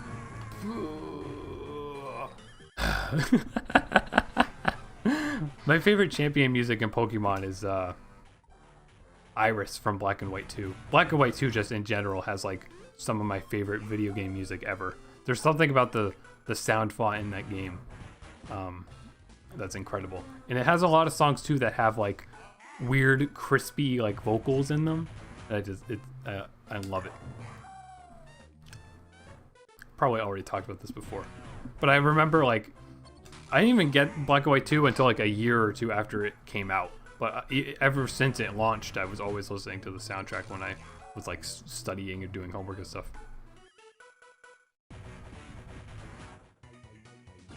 I think probably the most like forgetful Pokemon soundtrack to me is the Ruby and Sapphire remakes. Kind of like, do people like those games or something? Like, I feel like those remakes don't really get like remembered at all. And I can't necessarily remember like songs from them either. Aside from the post game that they added, the girl, her name starts with a Z or an X or something. She has like subplot about Deoxys. Her music is extremely good. And the rival theme's good too. At least the original rival theme for that generation is good. So I don't remember exactly how the remake one sounds, but it's probably also good.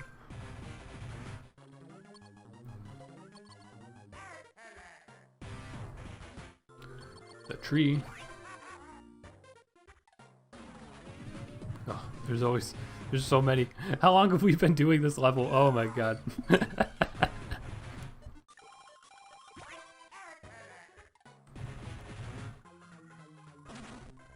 This is one of those situations where like I've just done it so many times that I'm worn out, but like if I come back in like 3 hours and try it again, we'll do it on our first try.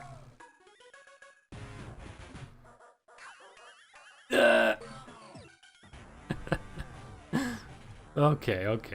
Because it's getting late, we'll have this one be our last try, and then we'll pick up we'll just try to defeat this bizarrely difficult challenge on another stream next week. Or possibly Sunday. I just know definitely Saturday and Friday I won't be able to stream. So maybe Sunday or just like early next week we'll come back and we'll play this until we beat it, which like I just said, we'll probably, if we don't beat it right now, I'll do it on my first try on my next attempt probably, because that's just how this stuff works. Dark Souls of Nintendo. Probably, I think I think it's just my I gotta work up my commentary skill, like trying to talk and have reflexes at the same time is a lot more difficult than I expected. But we'll get it. We'll see.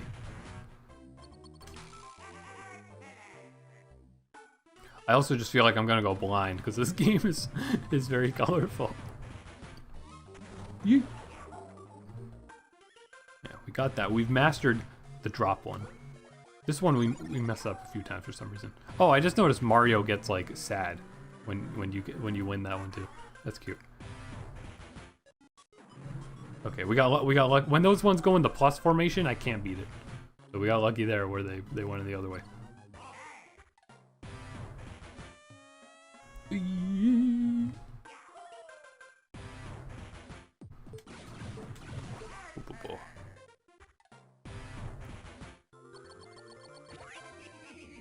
The real Dark Souls of Nintendo is apparently the bonus boss fight in the Splatoon 2 DLC. Like I remember a streamer I watched, people kept hyping up like, oh, you're never gonna be able to beat the true final boss, it's so hard. He did it on like he might have done it on like his first try, but it only took him like a handful of tries. And everybody was like, good luck, this is so hard, this took me forever. And he just like did it. Like was he really good at Splatoon, or are other people just really bad at Splatoon? I don't know. I don't have a point of reference because I never unlocked that boss.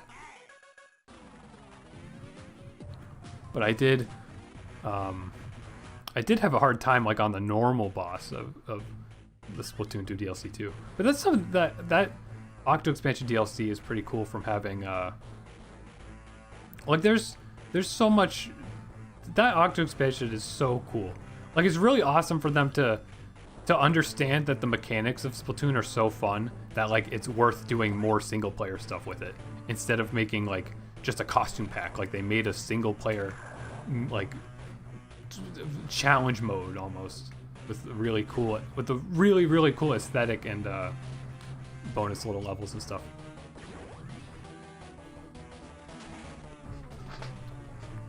I should 100% it at some point, but like, I'm scared to because it's hard.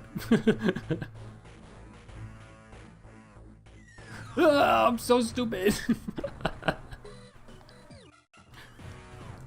WarioWare, can't you be a little more forgiving and give me like one free hit on this mission?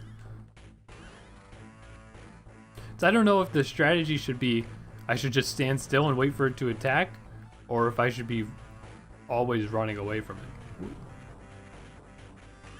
But at least I'm gonna jinx it now. But we haven't gotten hit by any of these falling things, so it's good that those are easy. True, I never beat that. Tulip, you mean the true final boss, you mean? At least you unlocked it even. I feel like there was some like normal levels in that DLC that I like skipped because they were hard. Because what do you have to do? You just have to do all the missions to unlock that?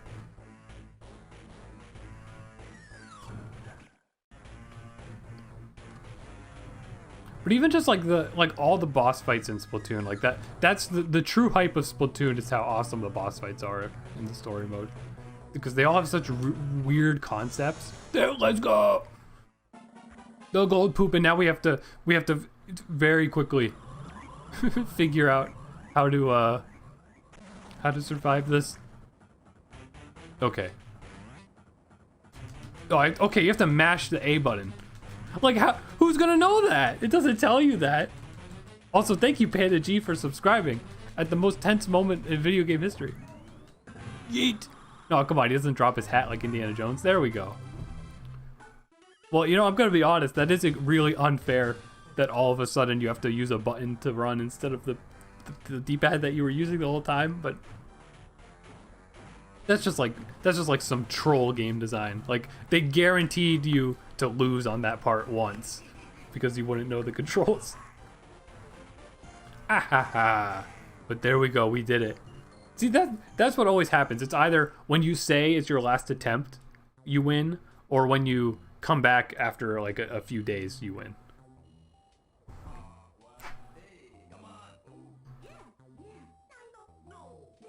There we go. Dr. Krygor's flying. 3 weeks later. Toy. This Wario game. Will it really sell? Meta humor. Google, how many copies did this game sell? You greedy punk. Great dialogue. Also, something about WarioWare Gold as well, the 3DS game that's interesting, is that it has voice acting. Like, what's up with that? Why? I don't know why they decided on that, but it's like all hilarious.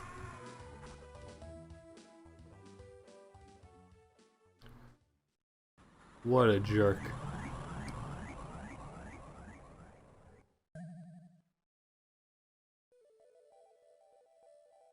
This is Nintendo after everybody spends $40 on the Zelda amiibo. They take the money and run away. What is it, like Undertale Gaster sound effects? I like those distant sprites of them. Oh, Wario is dead.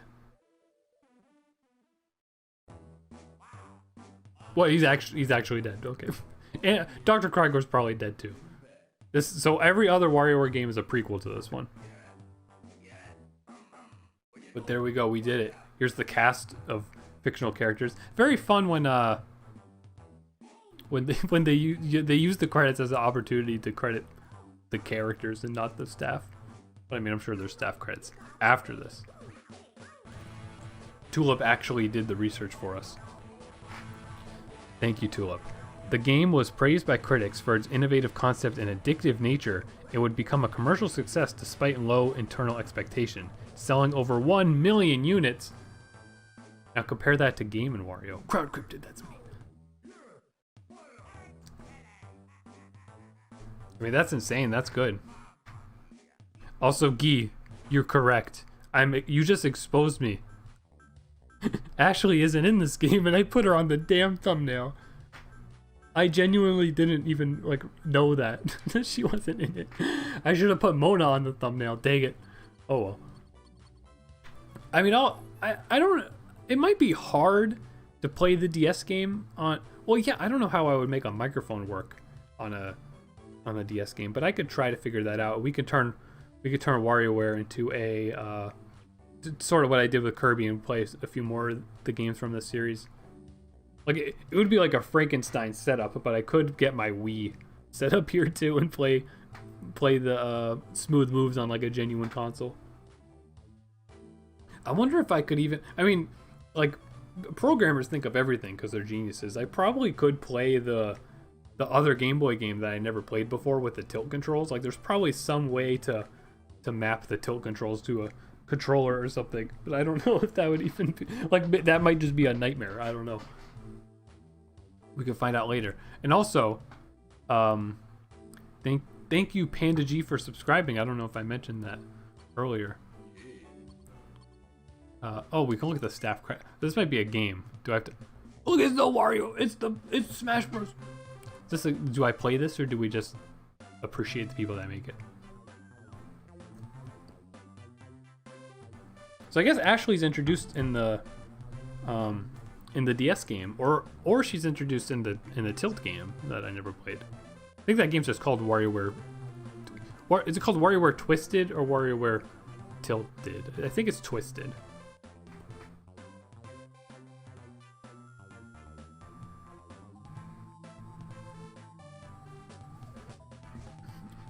But yeah, back to what Tulip said about the sales. That's pretty awesome that this ended up being a success when they didn't expect it to be. Like we're so lucky that this turned into a franchise because it's so fun. It's honestly like pretty darn underrated. Like it's addictive to like come back to every once in a while. Aside from like WarioWare Gold, I felt like it's probably the only game in the franchise that had like an interesting unlock system because it had a coin system. So like, you know, like I said, like there was a capsule toy machine where you get a random reward, and there was like vintage Nintendo consoles to unlock, and you just got like a little 3D model of them and stuff. Like, so that game did have like some actual like addictive progression elements that took like probably a little over 10 hours or so to get everything, honestly, and it was a lot of fun to come back to. But the other ones are mostly one and done, although I don't remember the modes that well, but I know that the GameCube one, which is just a remake of this, it might have some new games, but it has a multiplayer mode that has some fun multiplayer stuff in it. And the Wii one, Smooth Moves, also has very fun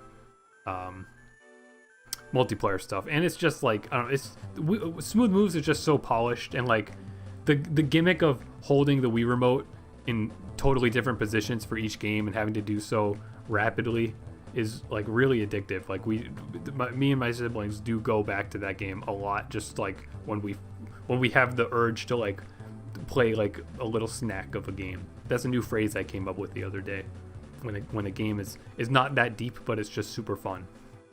And I came up with that phrase because I had just played the campaign mode in Titanfall 2 because my friend played it because he's been playing Apex Legends and he told me to play that, and I was like, okay, yeah, I'm waiting for my copy of Miitopia to come in from Amazon, so I'll play that, and I did, and that was a fun snack of a game, completely different from freaking WarioWare though, but yeah,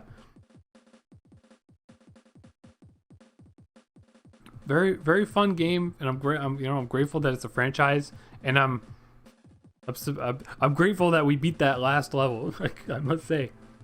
Hey, there's Bill Trinan, our favorite, our boy. He was the localizer for this. That's cool.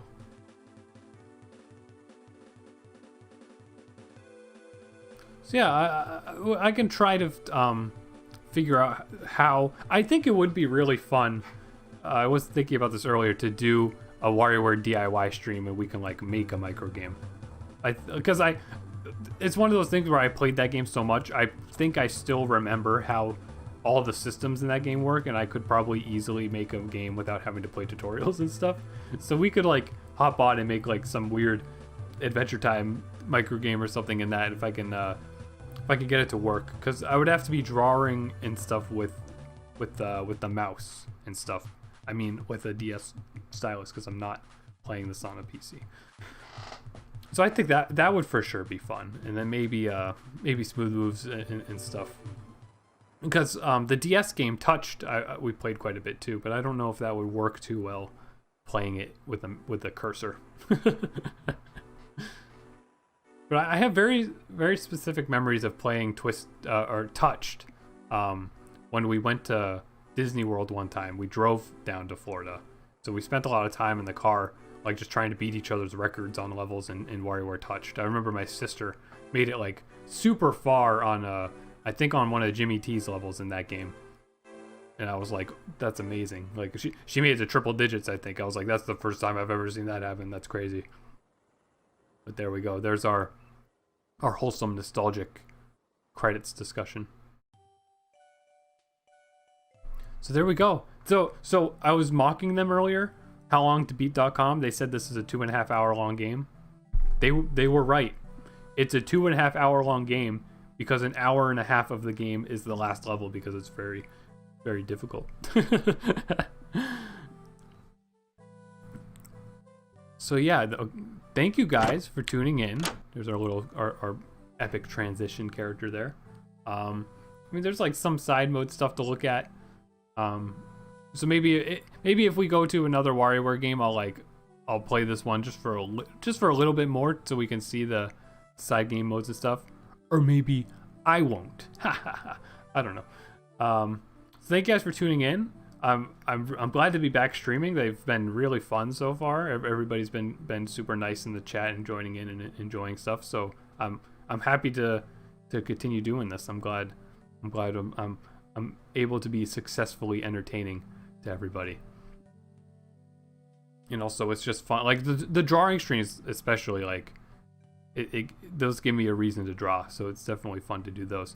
So I will be back next week, probably on these same days, probably I think for sure Tuesday and Thursday, and then maybe Wednesday if I don't get caught up in other things. But for sure Tuesday and Wednesday next week we'll do some other streams. Probably again one stream of drawing and then one stream of a game. And I don't know what game. Maybe it'll just be the other WarioWare. We'll find out. You got to stay tuned to find out. So, hit the like rating, hit the subscribe button, and all that fun stuff. I have plans for gimmicks and stuff to add to the streams too. So while I figure out the best way to go about that stuff, the streams will get much more interesting as we go along, hopefully. So I hope you all enjoyed that. I hope you all had fun. Please leave a like on the stream because that helps bring my stream and my videos to other people's attention. And that's a gimmick I'm thinking of, is like in the future having like if a stream reaches a certain like number, we'll do something special on the stream. Like I don't know what, like I'll eat a ghost pepper live, but not that, because I would die. I would probably actually die if I ate something like that. But I also don't have a camera yet, so we wouldn't be able to, something like that wouldn't be fun. But yeah, no, we'll come up with stuff like that later. So thank you guys for tuning in. I'm glad you all seem to have fun, and just stay tuned for some more. Here's a bruh to end things off. Bruh. There we go. That also muted the game. I'm so glad we beat that last level. Yeah.